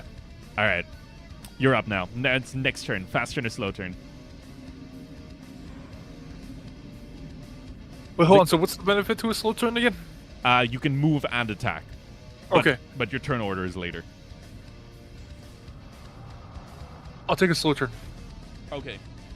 This dude is going to take a fast turn. And he's going to attempt to slash at you with his axe. Okay. Also, do you see the defense on your character sheet? Oh, yeah, let me check.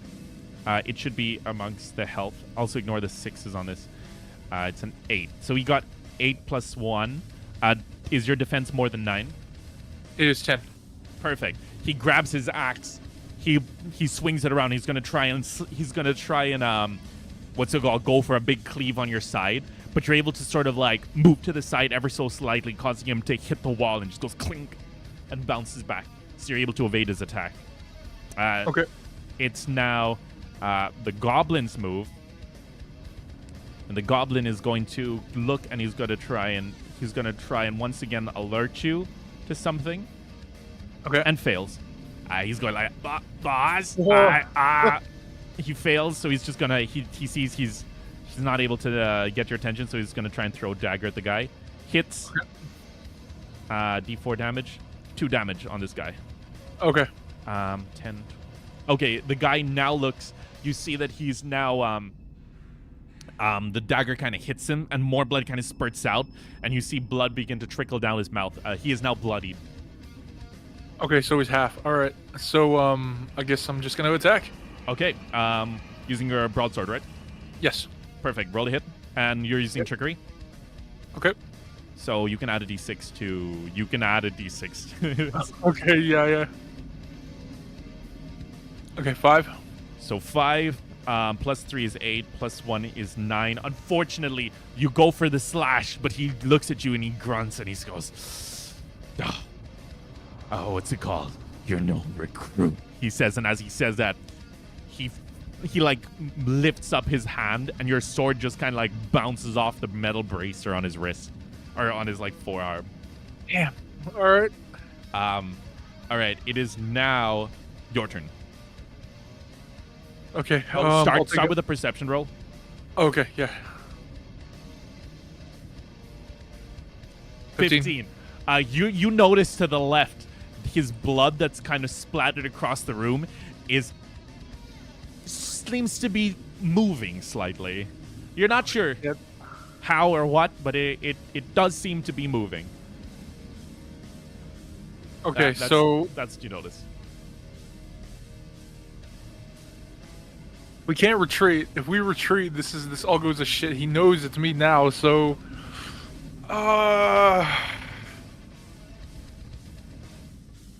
we need to either end this fast or we need to retreat. But if we retreat, we have no cover. All right. I guess I'm going to attack one more time. I'll take a fast turn. All right. Go first. Roll a hit. Fuck. With a d6. No, wait. D6. Roll perception first. Start of your turn. Roll perception first. Oh, I already... Oh, okay. It's Fuck it. fine. 17.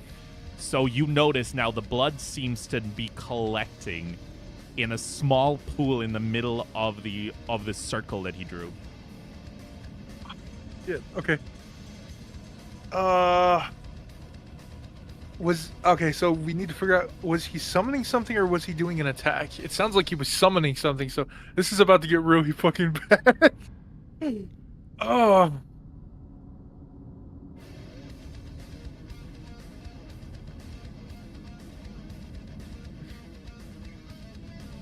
Would we be able to interrupt is there any way anything we could do to interrupt it, like destroying the circle or attacking that? You can try. It would take your action, though. So you can like either try to kill him before it summons, or you can... Okay, we'll try to kill him. Fuck it. Alright. Roll a hit. Alright. You have your boon on this. Okay. Am I doing the 20 then the 6? You can do the 20 and the 6 at the same time. Okay. How do I... Okay, I'm just gonna... Yeah, just click one and click the other one before you roll it. Okay, here we go. Oh my gosh. Holy That's shit. a hard max. Okay. Roll 2d6s, and you're going to double the first d6. Okay. Oh, it was the 3. If it was the 6, it doesn't even matter. Okay, the guy goes, I was so close. I'm not going to let you get away with... Followed by, all right, Nick. Do you know in Skyrim, when you occasionally get those cool finisher animations? Yeah. You're up. Describe how you're going to kill him. I throw my blade down on the ground and let it stick out of the ground. All right. And then I put my arms behind my back. All right. And I'm going to give him the chance to go for the blade. He looks at you. He looks at the blade. He grits his teeth. And he goes for the blade. I very quickly kick him right in the face. Oh! And then as he charges at me again, I step out of the way and I step out of the way and trip him, and his head gets sliced off by the blade in the ground. Oh! Oh, that's good. You see him because he twitches once or twice and then just falls limp. He is uber dead. And at this point, there's a brief shaking in the room. Oh, shit. He's fallen to the ground. He is bleeding out. His blood forms a stream towards the circle, and suddenly there's a burst of flames. The fires kind of shoot up into these like multicolored flames, and suddenly in the middle you see a very like slender figure. Not, I wouldn't say slender. Rather voluptuous figure begin to form within the flames, a silhouette, long flowing hair that erupts from behind, and suddenly chains shoot out from the side into the walls, binding their arms. And then as the flames die down, you see a rather tall feminine figure with a do you know like Tatsumaki from One Punch Man's dress? That kind of like slit kind of down the side. That's basically what she's wearing, except her eyes are like a dark crimson. And you see, what do you call it? You see, I guess, like these dark kind of veins kind of spreading from her eyes across her face. And she goes, "Your will is my command, master." And she sees the dead guy on the ground. She goes, "Oh." And then she just snaps the chains. And she's just hovering there now. How do you react? Skill issue? She looks at you and she says, "You. Did you do this?" No, she says, Absolutely. sorry, wrong voice. Oh. Oh, what a surprise. You there, Mr. Tight-fitting clothing. Did you do this? Absolutely. Wow. Well, I guess I have no idea what to do now. I was forcefully plucked from somewhere that I would much rather not be. This is just a placeholder character. Okay. And she says, but I guess you could say that... Oh, here. Better. I guess you could say, I owe you one.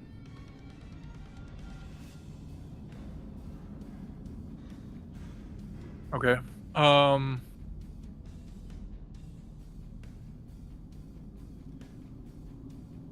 Well, we've already won. She looks. We've already won everything. She looks and she says, I can see that. Tell you what. I'm gonna go off on my merry way, and let's just say if you need me, just call. Sounds awesome. Thank you. She smiles and she says, oh, by the way, since I'm already here, I was actually on a little task myself, but this entire facade is kind of put me off the job. Mind if I dump it on you? You'll be handsomely rewarded. She says, kind of running her fingers down your cheek. She's up here next to you as well at this point. Only if you reward my handsome, no, my goblin friend handsomely. Your goblin friend? What Yes. kind of reward would they seek? I mean, usually they're kind of just wants like money and such. I don't know. She kind of looks a little disgusted by the goblin, if anything. Wait, so who was the goblin before? Wait, hold on. I'm confused who they were before, honestly. You actually don't. Your character doesn't remember them. They're faking it. Okay. Yeah. All right, so you know what? I'll figure out my shit, whatever their little heart desires. Yeah. All right. The goblin kind of looks up and like whispers into the thing's ear, and it nods and says, "All right. Should my request be granted, I shall reward you all handsomely.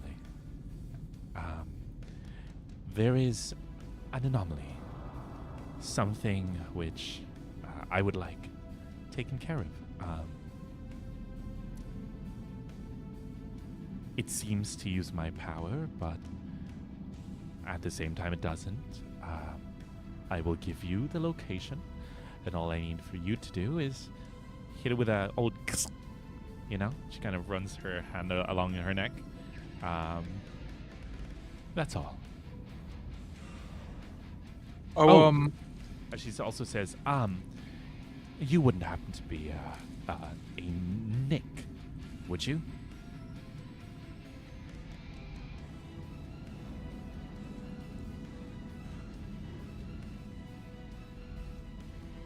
I feel like saying yes would be a bad idea. I mean, it may or may not be. Like, honestly, I just want to see what you say. I don't do instant kills, though, if that's what you're worried about. Okay. Not in the tutorial, at least. Yeah, fair enough.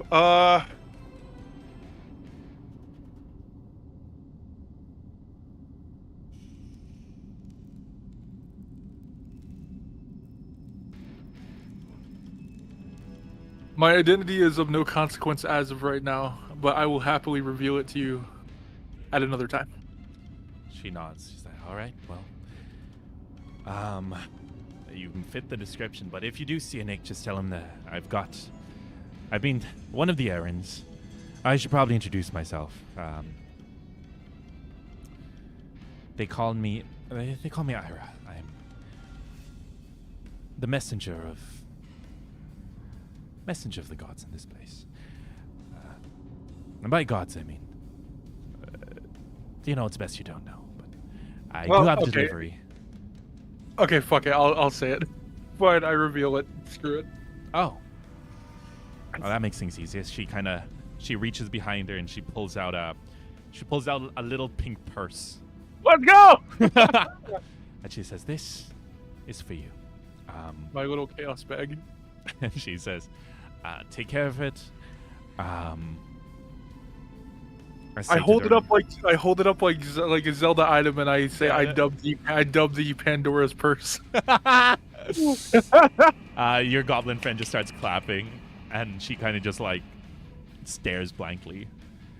And she says, "Yes. So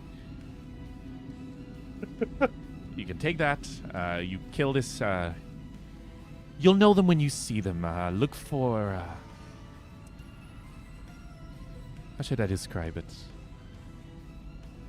Tell you what. She kind of reaches over the bag and like a little sigil appears on the side similar to the one that was on the ground. She says, "This will glow the closer you get to the target. It'll disappear when they're gone. Don't worry, the bag will be returned to its original state. I better go. Things to do, places to be. Don't ask who gave me the job. I'm the middleman here. The less questions you ask, the better." Awesome. Cool. Toodles. She says the door opens and you just see her go whoosh, and she just like lifts. She just flies out the door. All right, man. All I'm gonna say is it was a very good thing. As not letting him finish the ritual was a very good call. Awesome. Awesome. So at this point, what's the plan? We stick with the original plan. Well, actually, so we take the bitch. This guy on the ground. Yep. All right. Repeated action. Let's go. No, wait. Fuck, I just realized I was supposed to toss his body in the middle there. Well, what's done is done. Wait. What did you do? No, I was gonna let his body fall all the way to the bottom in spectacular fashion, and use the confusion to make my way out. Yeah, you could still do that. Okay, let's do it. Awesome. Hopefully the guards aren't around. Yeah, you look around and the guards are actually. Good thing you taught. So I'm gonna give you a boon on this. Roll perception with a boon. Okay. Let's go, All right. Pandora's box. Let's get that Baja Blast. Okay. Perfect. 18. So you actually notice that turning this corner, you see the two guards from earlier, and they're walking towards you, and they see you, and they don't quite see the blood. They're far away enough. Like, oh, you recruit. Were you able to find your way?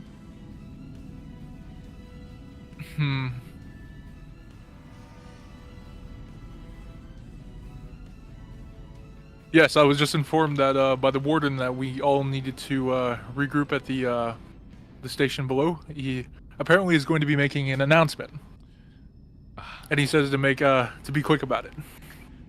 That's you know what? I'm gonna do a challenge. I'm gonna do a challenge on that one. Okay. He fails. He just goes, yeah, that checks out. And he looks over and he's like, all right, you are the man. Let's go.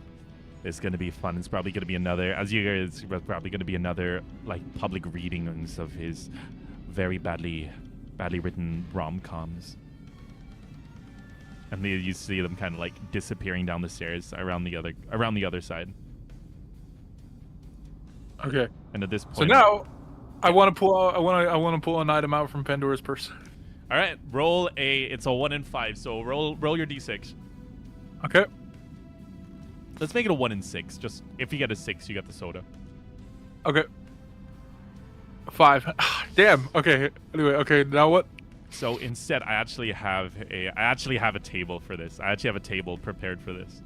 Okay. So let me just open it real quick. Roll a d6 and a d20 for me. Okay. Well, I'll just pick these up again. Okay. And go. Oh, whoops. No! Wait, did they fall off the cliff? One fell off. 15. So what was that 14 and a 1? All right. On interesting table 1, number 14, you pull out a glass eye. A glass eye. Well, that's useless. I'll keep it. I'll keep it in my pocket for a later date, in case we need glass for something. And just for the sake of balance, let's keep Pandora's purse to once a day or once between rests. Okay, sounds good. Cool. I do have an entire table. By the way, one of the results on this table is a demanding spouse. That's gonna be fun. Really? Yeah, that's okay. It's a good table. All right. So you have the glass eye. You're standing at the edge. Anything you want to do? Okay. We have no way to. Well, let's see. Okay, so I wait for everyone to regroup to the office and to the station. Yeah. And then, as soon as everybody's down there, I toss the body. Awesome. Oh, before you do, the goblin looks over and is like, all right, boss, what's the plan once the body's over the cliff? Well, basically, they're probably going to be, they're probably going to be trying to figure out who did it. So, what we need to do is, we have you in shackles, and we're just going to waltz on out of here while they're trying to figure things out. Sounds good, boss. All right, let's do it. Okay. So on the count of 3, you guys kind of hoist it over. It's like, and he looks over, and the goblin looks over again and is like, I hope you know, boss, you've You've made my day. You made my week. And he says, may I have permission to serve you, even once all this fiasco is done? We'll do it together. We'll be best friends. he nods and is like, all right. And then he waits for your signal. He's got his hand on like the back of this dead guy. Oh, by the way, good question asked. Do you want to keep the axe? Sure. Fuck it. Cool. All right. No. Wait. That would give me away. No. Fuck no. Right, it's going with him. All right, cool. All right, he's waiting for your signal. All right, go. Body goes plop, followed by a big splat at the bottom, followed by what you hear. Let me get the correct music here. You hear commotion from below as everybody runs out. Everyone's panicking. They see the body. You look down, you see a big crowd forming. There's turmoil. There's panic. You see a couple of prisoners like kind of cheering from the cells below. The entire what was recently a quiet prison is now thrown into absolute uproar. Okay, and we make our way downtown. All right, and I'm gonna say you guys are rolling down. Okay. And as you're going, you see prisoners inside the different jail cells. Okay. As you go, and they say, they look over. It's like, hey, let us out. Yeah, it'll be a lot of fun. Oh, damn, I forgot to loot the body, didn't I? Yeah. Shit, that probably would have helped out a lot, wouldn't it? Well, hey, like you live and learn. It's cool. They're busy trying to figure this out, so we're just gonna go. Fuck it. We don't have wait. Does the key I have on me work? Is it like any kind of master key? You had a bunch of keys, so you can try them out if you want. It might take some time though.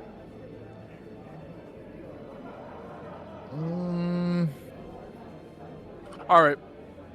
I'll let one out. I'll let one or two out, but I guess you want to roll and see if it takes forever. It's quick. Yeah. Roll. Give me a perception. See if you can see how lucky you are with the key. Okay, give me a sec. Let me Give me a sec. Okay, am I just rolling a 20? Yep. Okay. Give me a sec. I'm trying to get myself in the view here. Okay, there we go. All right. And whoops, I accidentally pulled 2 20s out. We'll just count the first one. Fuck it. Oh. Well, it seems to be taking a while. You're kind of trying to fiddle with the keys. The guy up top is just like inside the cage is like, it's that one. You're kind of fiddling it with it for a while. Eventually, you're able to. Oh, okay, never mind. Go ahead. If I was able to get it, then we got it. You're able to get it eventually, and the door swings open. And two rather large prisoners step out. You see that they seem to be in the same state you're in, where that they seem to have been experimented on, but they are rather buff figures. Kind of walk out, and they say, "Oh, honestly, I didn't think that would work." And suddenly, your goblin jumps in. It's like, "Hey guys, he's not actually a guard. Don't kill him." And they go, "Oh." Oh, okay. I told them I'm one of you in the same position. We're gonna try and get the hell out of here. They nod. Okay, so how many more people are like that, and how many more can I go after? There is many more cells that you can kind of go for. Okay, so let's put a time limit on this. How much time do I have if you were to like guess it before they start putting it together that it was me? There's I don't think anyone's gonna put it together that it was you, because right now, well, I mean, you've also got a horde of prisoners behind you, but they're still kind of distracted with the warden's body at the bottom floor. So I'd say like people are going to be in disarray for about 45 minutes, I'd say. You've just spent about 5 minutes fiddling with these keys. then let's start getting a little crew together in case something happens. Awesome. Go to the next cage. Let's go. Awesome. Once again, door swings open. After actually, roll a d20 this time. Roll d20 again. Okay. And boom. 15. 15. Awesome. So this time you're able to get the door open pretty quickly, but you realize that this one isn't actually a prisoner cell, and inside you see it actually seems to be some kind of warehouse where there's a lot of food and stuff. It seems to be the back of a kitchen. There also seems to be a little door to the right. Okay, we check the door. The door swings open, and you see that it seems to be like a back entrance, like a butler's exit down to the next floor. Okay, before we go, I'm gonna have the prisoners go grab some knives. Okay, awesome. So you've got the two prisoners are now armed with knives. Okay, cool. And one of them grabbed a sausage, and also spotted another little door to the side. Okay, I guess we'll go check that door out before we go down. So inside here, you kind of look through the door, and you see that it seems to be there seems to be another cell specifically for prisoners that are in charge of making food. And this one isn't particularly locked in the outs. It's more like a one-way kind of thing. Okay, then I'll work to get them out. Fuck it, I'll just get anybody at this point if they're gonna help us, if we're gonna break. Fuck awesome. Roll your d20 with a d6. Boom. Okay. And go. Whoops. What just flew way the hell over there? Gosh. Okay. Oh well. Oh. Oh well, that ain't happening. That ain't good. You're kind of. You start fiddling with the keys, and suddenly you find one, and it kind of snaps in the lock. Well, you still have a bunch of keys, but this particular key has snapped. Okay. We have no idea if it was that was a bad fail. I don't think I'm gonna be able to get them out, but yeah. Okay, we'll just keep going. We'll try another key. Where else? Okay, we're just gonna go. Awesome. But better luck next time, guys. Awesome. So basically, what that key did is, I'm gonna make you roll a d6, and if you have a 1 in 6 chance of just straight up not being able to open the door after you try every single key. So are you going to go down this way? Yeah, it's a 3. Perfect. So you drop down, and you see you're inside of like a barracks area. But there's no one in there. There's some armor and some weapons to the side, as well as some personal belongings around the place. Okay. You got anything in here? It's personal belongings. Wait. Personal belongings. Okay, I'm gonna check the personal belongings. Can I do a check for anything valuable? I guess. Yep. Roll perception. Okay.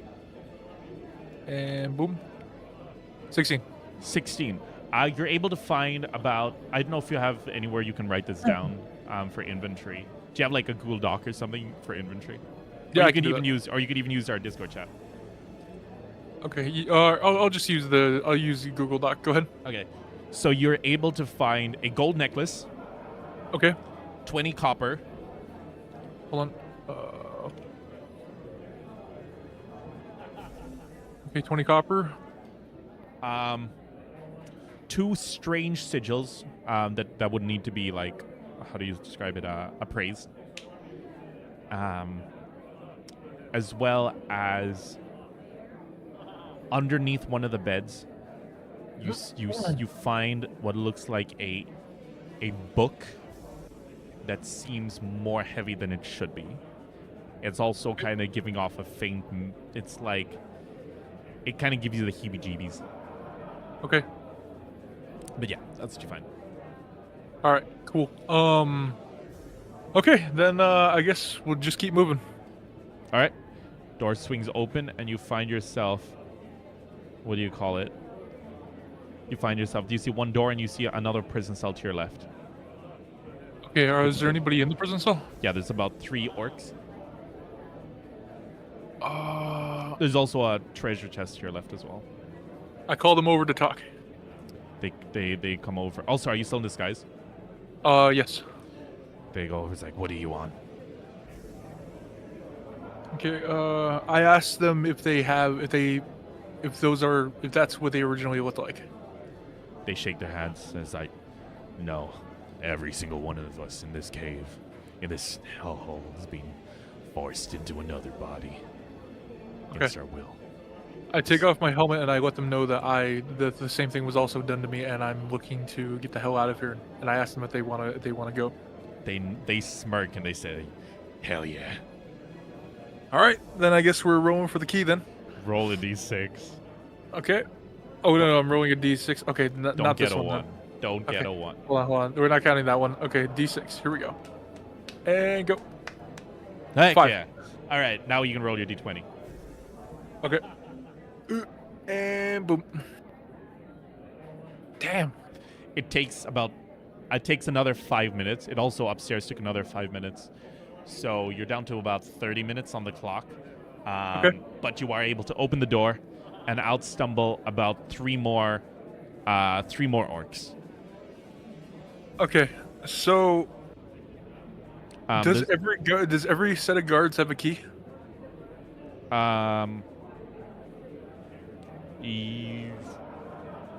Roll perception, see if you notice. Okay. Come on. 16. Perfect. Okay. Yes. Yes. You did notice that every single guards had like a bunch of keys. Okay, so everybody's all circled up at that one spot. So my idea isn't gonna go through. This sucks. I really wanted to try and take a couple out to try and. I was gonna start spreading keys between everybody, and then we were gonna start doing the fucking. Just doing some people shit. I mean, in theory, you could, right? Like, you probably could still do that. I wonder. Is there anybody stray around that hasn't gone to the station yet? Because it's been a while, you kind of peer open. Roll perception. Okay. And boop. 14. 14. So yeah, you actually do see there is some guards patrolling around now just to make sure that everything is in order. Okay, I'm gonna go to those guards and I'm gonna ask them to come with me into this room. Okay. I'm gonna tell them that fuck, what am I gonna say? I need to convince them. I'm just gonna say Also, everyone downstairs is still panicking. These guys are just being like out to just make sure that no one's taking advantage of the situation. Okay, I'm gonna tell them a little. The goblin I was transferring is getting a little unruly for me. I need help. They say, this guy goes, "Ah, that stupid goblin again. Of course, let's tell you what, everyone's a little distracted. What say we shut the goblin up for good?" Okay, I guess once they get in the room, I guess we'll just attack them and take their shit.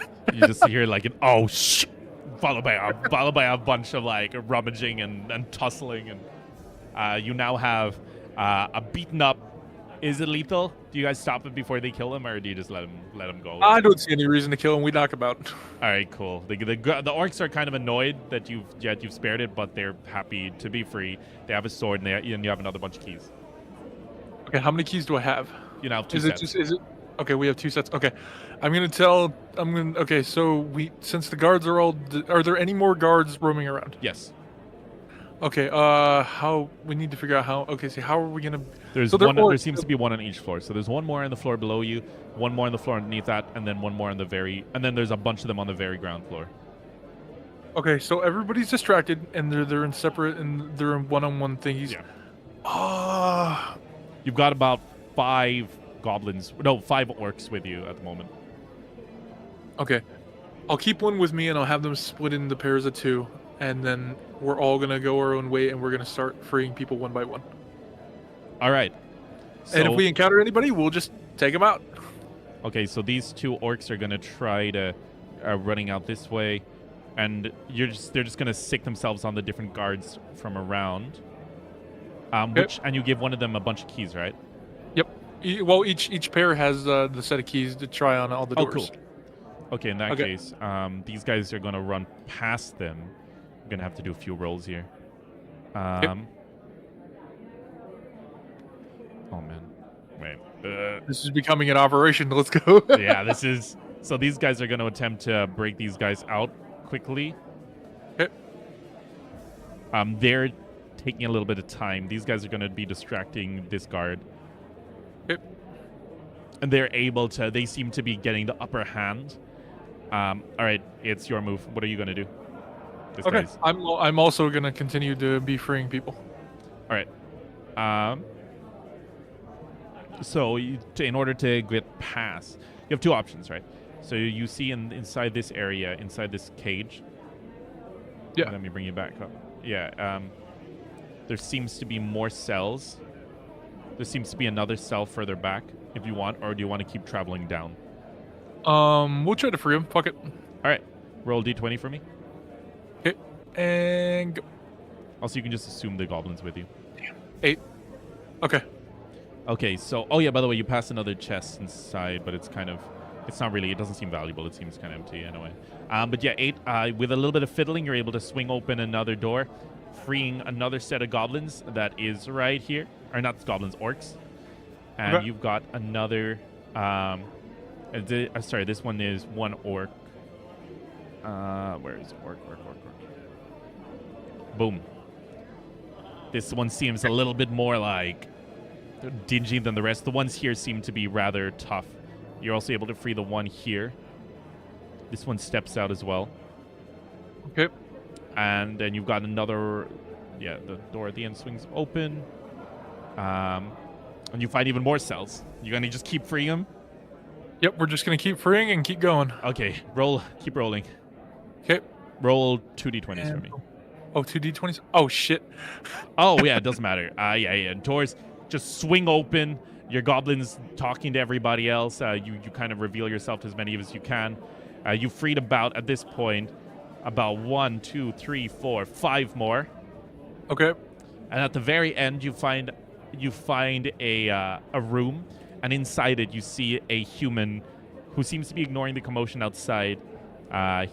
He's wearing a cloak over his head, and he seems to be engrossed in some sort of study. He's kind of looking through some books and such. Okay, I put the helmet back on, and I'm going to carry out a perfectly normal conversation. All right, you step into the room. The orcs have been signaled to stay outside. He doesn't seem to notice you. You also see a chest locked behind a large metal door. Okay.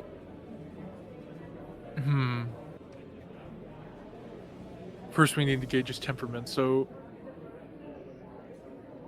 hello, sir. What are you? What do you happen to be doing right now? The man instantly jumps. He's like, "Oh, I'm just in the middle of my studies. It's my job. I'm just trying to, they task me with the impossible. Get the souls of the dead, throw them into the souls of the living. Easy, right? It's just worrying me. Their bodies are decaying a lot faster than I'd like. So I'm trying to do my best to undecay their bodies before I get fired."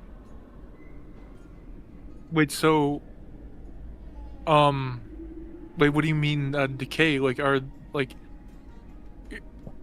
what are they? What are they doing here?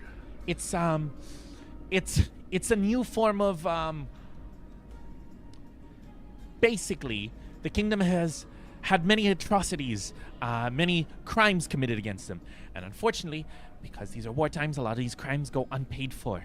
So the king has put in place measures to have all of these criminals be brought back to life in order for justice to be served. And I was tasked as the chief of necromancy. Well, not really chief. It's more that I was captured and I'm forced to be here. But they gave me a nice title, and they gave me the job to be in charge of this operation, but not really in charge, because I don't get paid. So you don't really care for it here, then, huh? I enjoy the environment. I like having research subjects, and I get a lot of research materials. But also, they could kill me at any moment, so that's kind of a downside.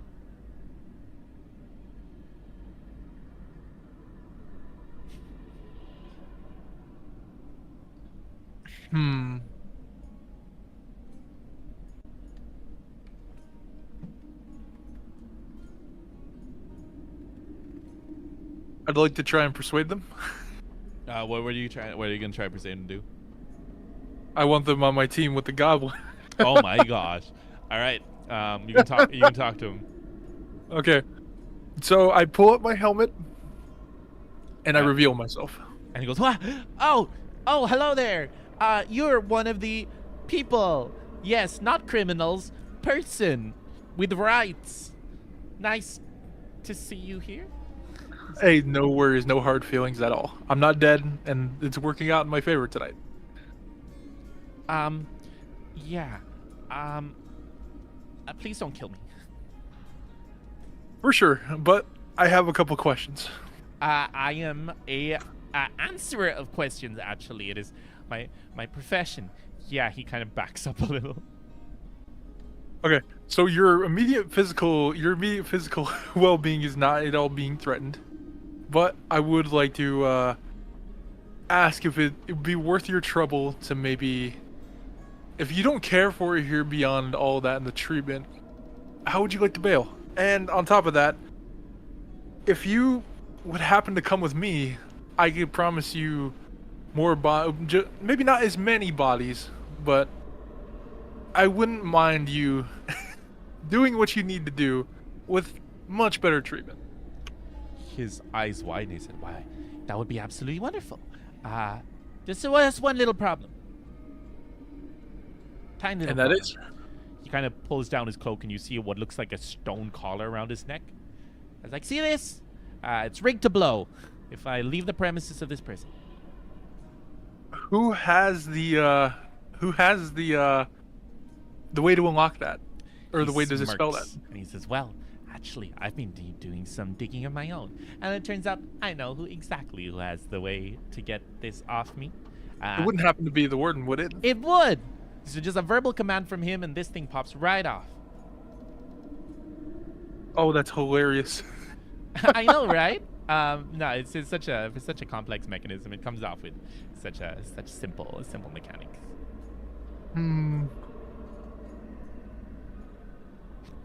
Would you be able to pull necromancy on a fresh body that we just dropped? Well, yes, if I have enough material and enough magic, of which I do in here. Oh, what I wouldn't have gave to have been less dramatic. Then, okay, so, all right, I have an idea.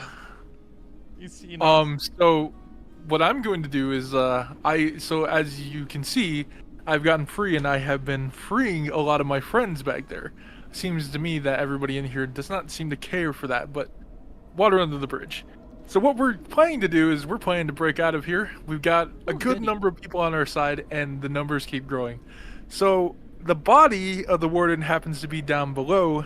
We could go grab him and bring him to you, and if we happen to pin his body up so he can't move, we could negotiate a bit. I see. The warden's already been taken care of. I see. Well, so, good news and bad news. Good news is we don't necessarily need his body. We just need a body. The bad news is we do need a possession of his. Something, a lock of hair, something that ties him to this mortal plane, and I can kind of just put him in any body. I actually have one prepared.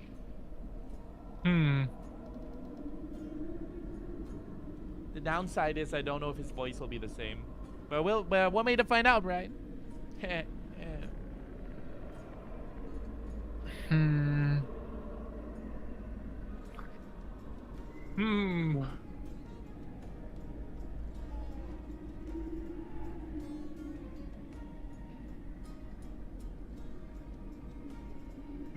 Like I've already thought of I think I already thought of like 4 or 5 solutions to this problem. Which one to choose, though? I mean, I already thought of one. I thought of 3 not very good ones. Not as in like they wouldn't work, but as in they would totally work. But they're not things I would prefer to choose. I could be lazy and say the orc. I could be lazy and say the goblin. I could be lazy and kill him. You could. There is nothing stopping you. However, I am a man of possibilities, and therefore it only leaves me two options.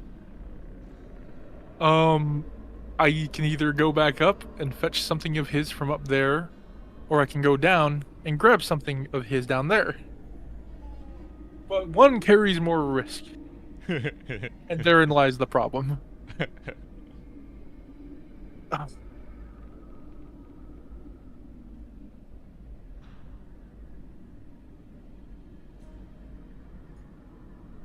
Okay, so here's my plan. So, would we be able to do anything with the current body? You're asking the guy? Yeah. He says depends what you want to do with it. I mean, the entire body would mean that we could definitely have more, how should I describe it? More of a sway. I guess you could say it'd be a lot more, open to negotiation with yeah, rather than just using a possession of his. Okay, then I guess we're going after the body. He nods. Okay, so, to keep the little buddy out of the way and to make sure that, you know, I hope you don't take it as any kind of offense that you alerting to anybody, I'm gonna leave my goblin friend here to keep an eye on you and to make sure that you're also safe. Just covering all sides here. He nods. He's like, they're not smelly, are they? Oh, nah, he's a sweetheart. Oh, okay. Anyway, but it's about to get very noisy and possibly bloody everywhere. So what we're gonna do is, you'll just stay in here for your safety while we go retrieve the body. He nods, and your goblin friend goes, aye, boss. I'll keep him safe. Okay, we're gonna go get the body. and he looks out, and he looks out to you as you leave, and he says, he looks and he says, "Stay safe, boss." Always. And the door closes. You hear like, what's it called? Yeah. You kind of hear. It's like as the door's closing, he's still making eye contact with you. It's very sad, very touching. Anyway, we're now bringing all of these orcs. This huge, freaking. Look at this. Oh my gosh. Jesus. So about how many guards would be in the, let's see. Okay, so this is given enough time, so we know that the orcs down there have been taking care of the guards and retrieving the keys. And yes, have they been giving the same reaction that I did, as in like passing the keys to other people and telling them to keep opening the door? Okay. So I've been doing rolls in the background while you were talking, and let's just say you will be pleased. How much time? Okay, how much time do I have left, and how many guards are at the station? I need to figure that out. So at the bottom, so you'd need to go check. You'd need to go look over the edge. There are windows that you can kind of like just look down here. Okay, we're gonna do that, and I guess I'm gonna be rolling for perception then to see how many are there. Nope, because you look down. Oh, yeah. And you see that the orcs currently outnumber the guards 5-1. Okay, then I've been doing a lot of rolls, and they've all been good. You haven't had a single fail. Seriously, that's amazing. So how much time do I have left? At this point, does it even matter? It doesn't even matter because the guards are surrounded. There's about to be an absolute slaughter. Okay, then let the slaughter commence, and I'm gonna go retrieve the body. Yeah, honestly, in the meantime, yeah, I'm not even gonna make you roll, dude. You just go over, and it's like while this whole large-scale war is happening, a lot of them see you and they start cheering for you as you walk down, and then you just casually like pick up the body and just slowly drag it back upstairs while all that's happening. And will we say you go straight back to the guy? Okay. Is there anything you want to do before heading back? Like inspirational speech? Oh yeah, sure. Cool. Wait, let me bring you back. All right, you see the slaughter that's going on below. The orcs have much more rudimentary weapons, but they are still quite strong, and the guards are very quickly beginning to be overwhelmed. Okay.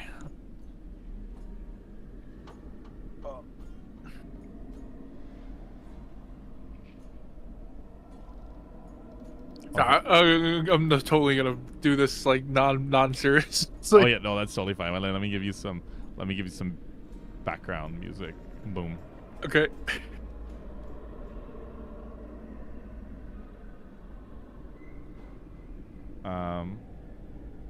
This one. There it is. Okay. Go for it. Okay. It's like, on that day when we lost, they took our dignity, they took our pride, but when they took our bodies, they took our dicks. They're no longer ours. So, we will take what is most valuable to them, their fucking heads. So we'll make them regret tearing us away from our lives, our livelihoods, and our swords. You suddenly hear, "For manhoods!" and everyone goes like, "For manhoods!" and one person goes, "I'm a woman." It's okay. The dignity and pride part still 6. You got this. And you suddenly see the one person that you saw that looks slightly different goes like, "Yeah!" And you just see her like freaking belly flop into the crowd and start tearing it up along with everyone else. It's a bloodbath down there. They are very mad because at this point a lot of them have not noticed the amount of dignity that was stolen from them, but you have just alerted them to the fact that yes, all of them have lost a lot more than their lives. A fate worse than death, if you will. Yeah. And you just continue kind of dragging the body along. The carnage kind of just. Let me get the if I can get. Scroll to seduce the necromancer. Oh, dude, nah. Not yet, anyway. Oh my gosh. Okay.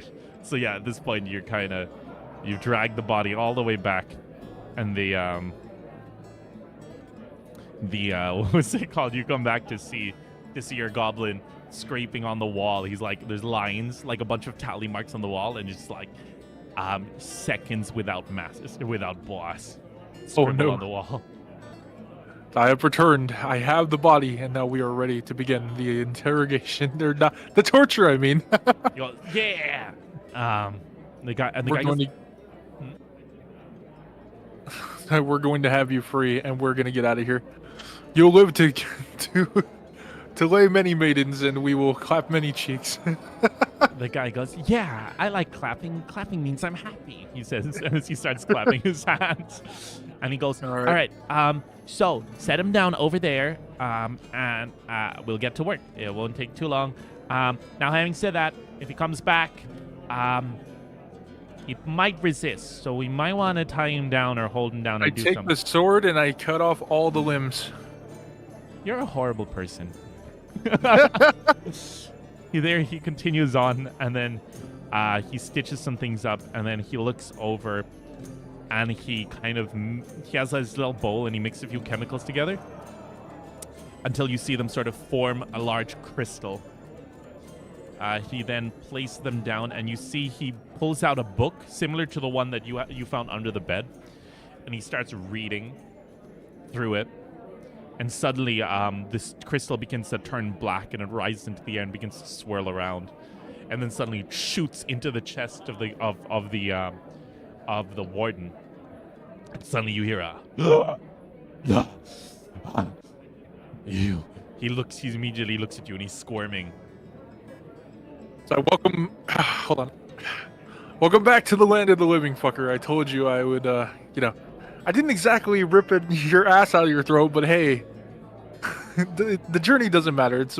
It's about what happened in between and how we're here now.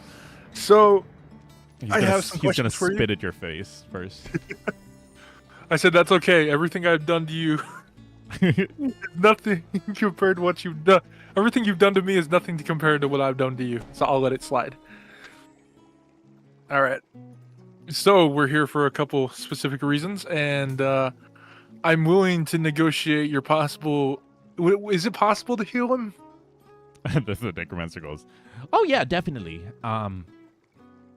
Yeah, 100%." Okay, so in negotiation for you freeing him, we'd be willing to give you back your limbs. The he looks down and immediately you hear a shriek like a ah! Like this is the moment that the shock and the adrenaline has left his body as he's realized that he is now completely limbless. And he goes, "You, what have you done?" Yeah, I mean, you took my limbs away from me. I thought it'd just be nice to get a little payback. He goes, he's like, he kind of grits his teeth and he goes, what do you, I'm not even going to make you roll. This is a terrifying situation to be in. He's going to go, oh, what do you want? We just want you to free our friend here from his boom collar. And if I do, you'll give me my limbs. Absolutely. No strings attached. Well, I am gonna take your guitar. He looks and he goes, oh, no, that is my... Well, okay, so I'll have okay, hold on. Actually, give me a second. Give me like a minute or two. I need to go do something real quick. No worries, no Something worries. got my attention. No worries.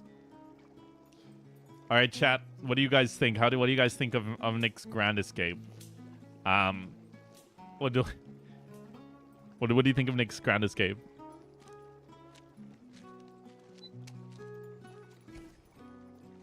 I'm pretty happy. This is shaping up to be a very good campaign. I'm just filling out some stuff in the background, some notes.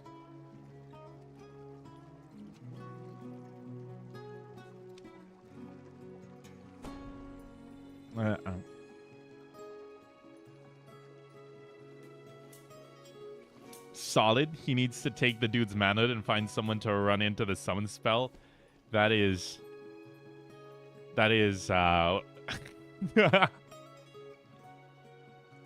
y'all are evil. Y'all are absolutely chaotic evil.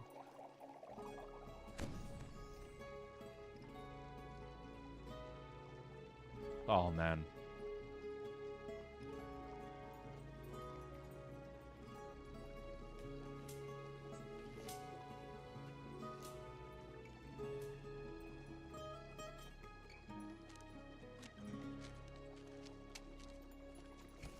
Is it only Nick? Or are you planning on dragging a few others? So, yes. So, we're going to have... Frederick Kunsen has already had their starting mission. And they are ready to start. So, make sure you check out... It's the previous Mirror Quest episode that just came out. And then there will be a third member who will be announced straight after Nick's one. And they're going to go in as a trio. That's where it's going to get fun. I tried to give Nick, like... I tried to put Nick in the place that I thought he could shine the best. Because I feel like he excels in these situations where it's like... Yes, I could kill everybody here. Or I could mess with them. Can't wait. Yeah, it's going to be super fun. It's going to be super, super fun. And Frederick himself is a very seasoned D&D player. So I'm curious to see how he kind of interacts with... Because I'm pretty sure Nick, as well as the final player, who is yet to be announced, are pretty new to it. So I'm curious.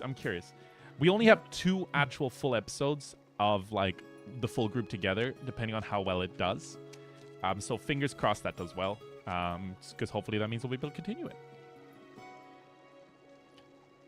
Okay. Yo, welcome back. Okay, I'm ready.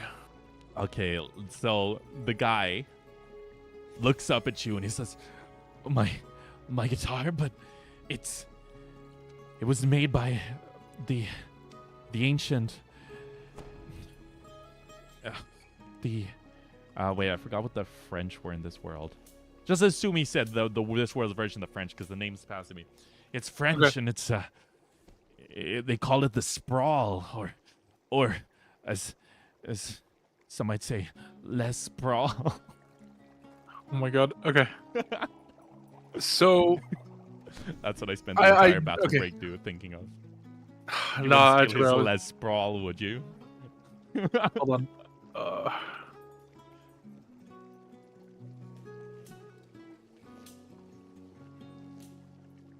Hold up, give me a sec. No, you're good. Okay. So okay. Oh, actually, I actually have a couple questions and and 2 demands then. Okay, so the first one is, what was the summoning circle for? He looks and he says, he looks up at you and he looks at his lack of limbs. That's enough to convince him to tell you. And he looks and says, it's just trying. I was trying to summon a deity to this world and chain them to do my bidding. Who wouldn't want an excess of power? Simple enough. Okay, fair. Okay, the next one is I should mention though, the deity I was trying to summon is not one that should be. Was known as the Great Erasure. And if they were freed from my grasp, I pray that you very quickly find a way to stop them before anything happens. wait, was that who we talked to? That's not the name they gave you. Huh. What do they look like? He looks at this, they could take many forms. Their duty is merely to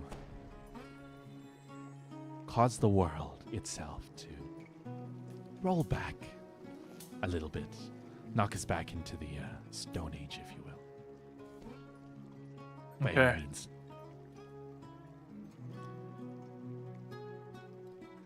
Alright, so... Wait, so you were trying to bind that deity then? I would have probably gotten away with it. If it wasn't for you, meddling orcs. You got some real fucking nerve. So calling us orcs. Anyway, what? Okay, so to get to the point, we will fully heal you on the grounds that I will fully heal you if you never come after us again.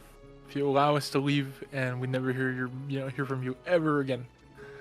However, if at any time your name happens to come up when in the cause of trouble, this is the start. This is where we'll start next time. He looks up at you and he kind of goes, fine. Deal. Okay. I'll stay out of your way.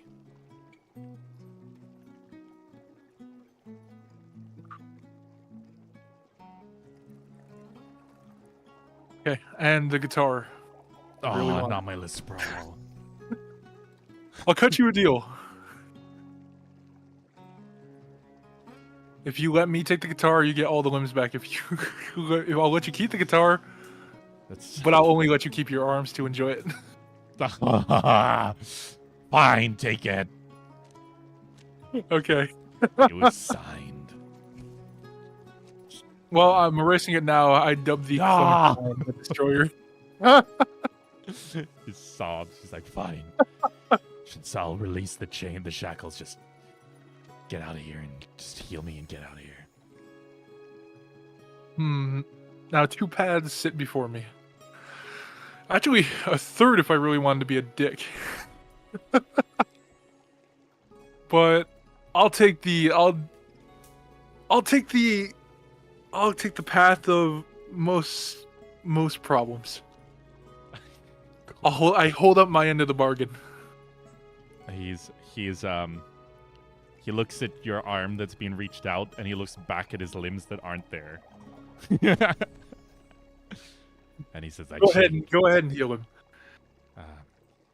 The guy nods, and this the man calls out some like words that sound kind of like, and the shackles like fall off the guy's neck, and the guy goes, "Yay! Yay! I'm free! I'm so happy. Thank you so much for freeing me, sir. I'll do you proud." And the guy like looks back at you and smiles. Okay, so, I asked the. Oh, actually, no, never mind. Okay, so I would. Okay, so I talk to the guy and I tell him. He's I still recommend sitting there limbless, by the way. Oh yeah, go ahead and I guess tell him to heal him. Or yeah, go ahead and heal him. The guy said, me? I can. I'm not a healer. I Hey, you were what? What? Wait, we couldn't give him back his limbs right away? Well, you asked if he could be healed. He can be healed. I can't do it. Oh shit. For fuck's sake. All right. D&D. I look at game him. of Okay, fine print. Okay, I look at him and I say, "Would you like to go for a trip?" Oh wait, wait, you're gonna take him? Yeah. The guy looks really angry. I was like, "Hey, we don't have the healing magic, but we'll take you to somebody who does. We'll figure it out." He looks at you and he says, "I at least can tell that you were planning to heal me." Hey, listen, that's the important part. I mean, like, we could leave you here, hope somebody will save you, but the truth is that everybody down below is probably in a pile of blood, and I don't think anybody's gonna be coming to this little dark room in the corner of this place anytime soon. He grits his teeth and he looks, and he says, "Tell you what, could you do me a solid? I won't bite you. I literally can't do anything but come here. I need to whisper something. Yeah, I lean over.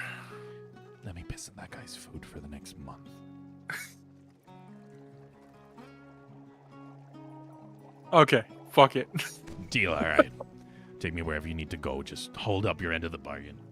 Alright, so I guess I look around for anything I can do into a makeshift backpack. I guess I got a big baby on my back. Yeah, you get some cloth and you like wrap it around. You've got him like slinged on your back. His arms are like bound.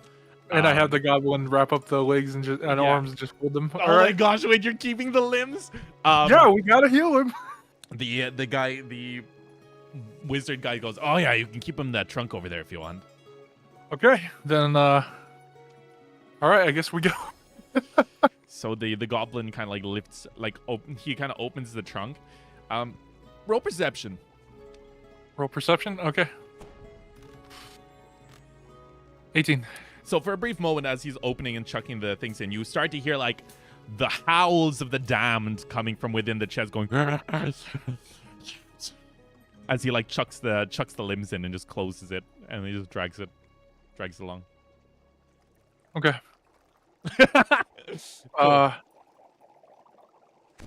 Wait, hold on. So wait, what's in the chest? You can check if you want, but all you heard was like many whispers and hums coming from within the chest once it was opened. Okay, I asked the guy what's in the chest. Oh, that chest? Ah, no, it was here before I got here. I know why he's southern now. It was here before I got here.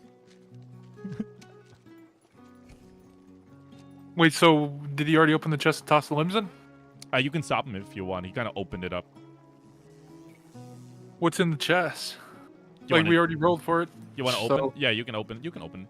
You look in the chest, and you see like two eyes and a mouth smiling back out at you. Oh shit. But that's all. It's like silent. You know, like the smilers in the back rooms? Like that's what you see inside the chest. Like that smile and eyes. But it doesn't seem to react to you. It's just looking at you. Its eyes are following you. I guess we'll keep the chest. Will it eat the limbs if we toss it in? You don't know. One way to find out. I asked the necromancer to hold on to the limbs, and I guess we'll bring the chest in case it comes in handy. That's crazy. All right. Necromancer says, "Oh, actually, we could probably keep these in here. Like everything I put in, kind of like, look at this. He kind of picks up like an apple that he was eating, and he drops it in, and it kind of just it lands. So it's just darkness, but it seems to like float on the darkness. Okay. All right. I guess we're keeping them in there. I guess we're going. Cool. The limbs kind of just float as if they're on like floating on like a dark liquid. Okay. Cool. You guys just dragging the chest along, dragging these guys along. And I'm going to say at this point, it's a slaughter. Most of the orcs are kind of standing in rank and file. And they say,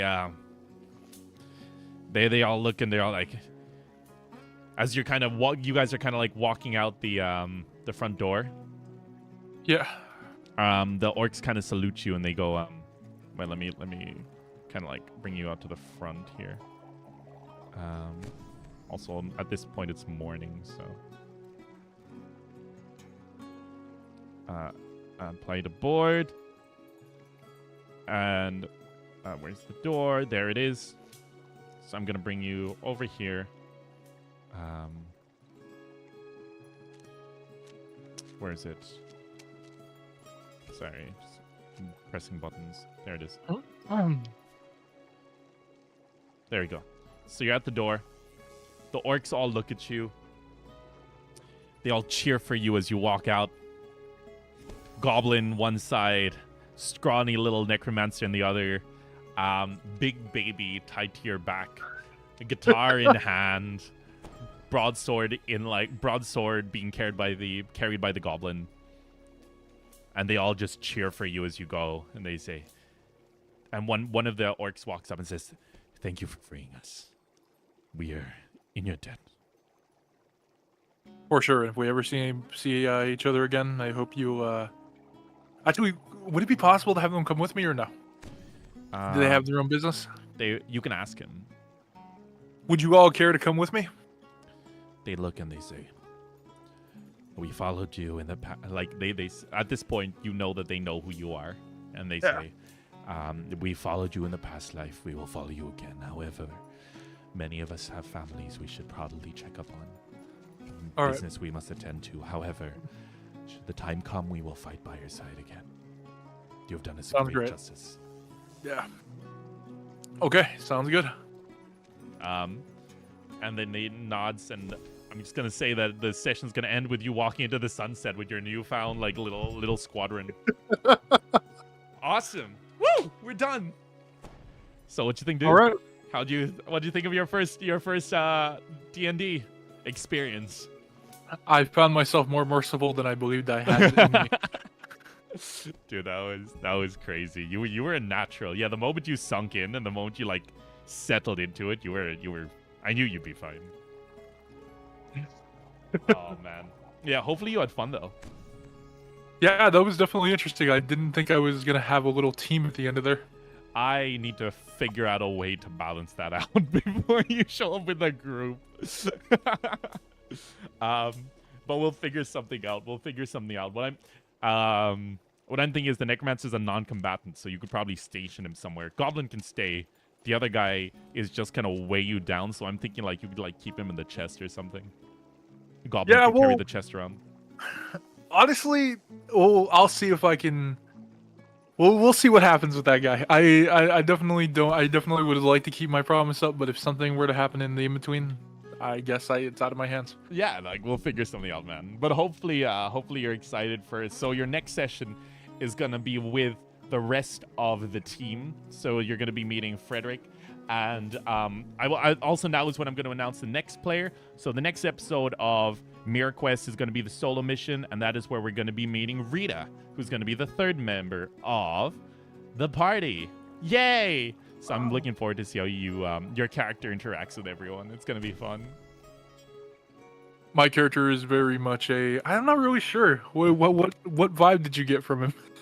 I feel like it was definitely the how do I give, like I know I kind of threw you just into like the fallen hero type, into the fallen hero role, but you just filled it. And I think that your character it's kind of like, I like how your character has the strength and has the ability, but will always try to make the situation favorable to themselves. They're very opportunistic. Yeah. I think that's the biggest vibe I get. Opportunistic and, like you said, like chaotic lawful. It's like favors are good to have, basically. Yeah. I mean, like there were like I think like 4 or 5 really good points in there where I could have taken the more selfish route that would have guaranteed it, but at the same time, it's like, you know, I tried like hell to like, you know, keep in mind like, you know, the future was definitely the biggest thing on my mind when I was going through, because I was like, it wasn't just opportunities, but it was like Well, opportunities were definitely the biggest one on the horizon for me, but I was also trying to remember that, like characters are important. How people interact with the world is important, and not just myself. If I was going to do it all by myself, I'm gonna get blindsided immediately by something that would have been coming my way that I wasn't expecting. Exactly. So, And you have a lot of maybe- people in your debt right now. A lot. So you have that freaking warden literally on your back. I think that's a very good way to be, especially in D&D, right? Because like you said, a lot of people play D&D very much like they played Skyrim, where there's not actually, yes, there is some consequence, but you can kind of do whatever you want. D&D is a lot more alive. Like, things come back to bite you. And I think that you've kind of handled, apart from releasing an unspeakable evil into the world, I think, that's another thing with your characters. I think do you know what I think his mortal foil is? Like his biggest weakness? I feel like he takes what people say at face value a little too easily. Really? Because he got twice. Like the first time was with the thing, the demon that you unleashed. You just believed it. And secondly, assuming that the alchemist, the necromancer, could actually heal him. Oh yeah, I mean, and then that's the thing. It's like, but I'm going to adapt to those situations specifically just because what's the word? Adapting to the situation is always the best course of action because there were so many moments where, things didn't quite go the way I was expecting, and immediately I was snapping. Yeah, like I was immediately like, well, how am I gonna handle everybody? Because the thing is, on the way down, I was like, I could just walk out.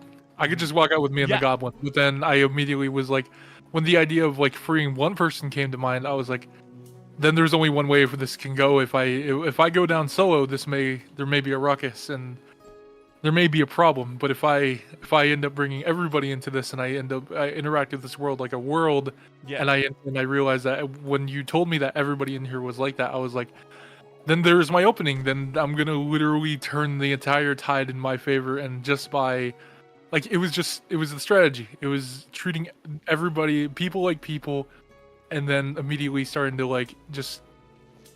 I tried to consider as much as I can. If I wish I would have remembered to have looted the body, but then again, I would have had to have gone down and got him anyway. Exactly.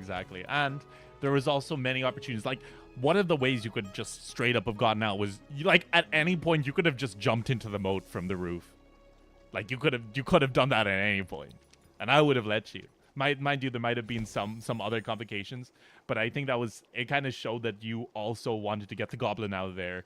You wanted to also explore. You wanted to like see it through. You know what I mean? Like make the most out of the situation. I think that was really cool. Yeah. That's precious. Treating people genuinely as people. Well, it's like it's D&D, and I know for a fact that it's. There's cogs moving in the background that I can't see. So it's like, it's important that I keep that in mind, and that, people be making choices, Yeah, like hopefully I was able to show that as well by like coming down stairs and seeing that like the orcs now outnumber the guards like 5-1 because they were all just while you were talking, I was continuously doing rolls. I was continuously like keeping note of where they were and what they were doing and stuff. I think that's the biggest problem a lot of dungeon masters have is I think a lot of campaigns struggle with the really badly written anime where it feels like the world just pauses when the main character isn't around. Yeah. That is what I try to focus on not happening in my campaigns. Like I want you guys to know that like the little decisions you make are causing like ripples. Like for example, there was one campaign and I gave them a special get out of jail card, right? Any fae that they encounter can just be warped to a different location, and they did that to a boss that they were supposed to fight, but that boss was warped to a different party's campaign, which meant they now had a giant overpowered fae that they had to fight. So it's like I try to link it as much as I can. But yeah, man, like all in all, thank you so much for popping in. I had a lot of fun, and I hope you enjoyed it as well. Yeah, and I still have that favor in my back pocket? So once again, it's like If you take it at face value, then in theory, yeah. Did you get me? All right. But it's like you never know. If I unleashed an evil, then I guess I'll have to deal with it. If we'll see if the favor holds up later. I mean, they didn't quite fulfill the favor yet, did they? No, because they're waiting for you to kill their target. You kill the target, they said they would. Oh yeah, I never checked the stone, did I? It was. What would it even be here? They have the sigil on your bag, so you can kind of use it to like follow it, like kind of like a compass, or not a compass, but it's more like it'll glow brighter if you're going in the right direction, kind of like a hotter and colder kind of thing. Okay.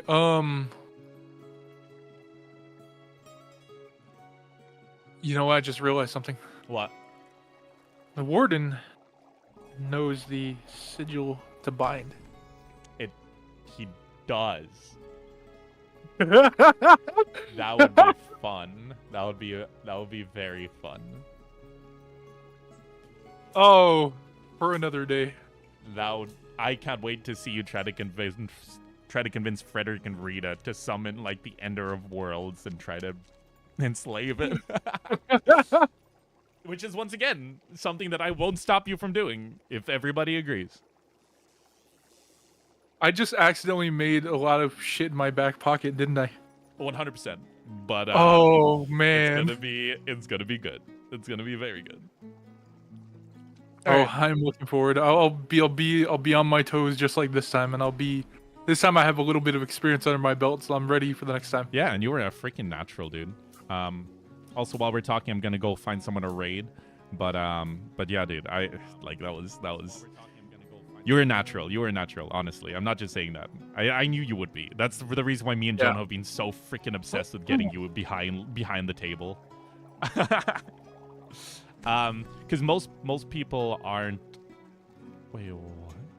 No live or upcoming content? That shouldn't be a thing. That should not be a thing. Wait 1 second. But yeah, like most people wouldn't be that thorough. I think a lot of people have a hard time kind of getting immersed. Oh, there we go. But yeah, let's see. All right, I'm gonna go raid. We can still hang around and chat if you want, but if you need to go, you can. I'm kind of having a bit of anxiety right now, so I think I'm gonna go rest. No worries at all. And chat, I'll see you all next time. It'll be next Tuesday. Will be the solo mission with Rita, and I will see you all then. Any closing? Oh, any announcements? You have any songs and stuff coming up that you've announced? Yeah, in a couple days I got a new video coming out. Other than that, my video game has gone into development, so I'm gonna probably have a demo in about a month or two. Oh, dude, that's insane. All right. Yeah. Okay. I'm looking forward to that. All right. I'll see you then, man. I'll see you man. next time. Bye-bye. Take care. Bye-bye, chat. Bye, everybody.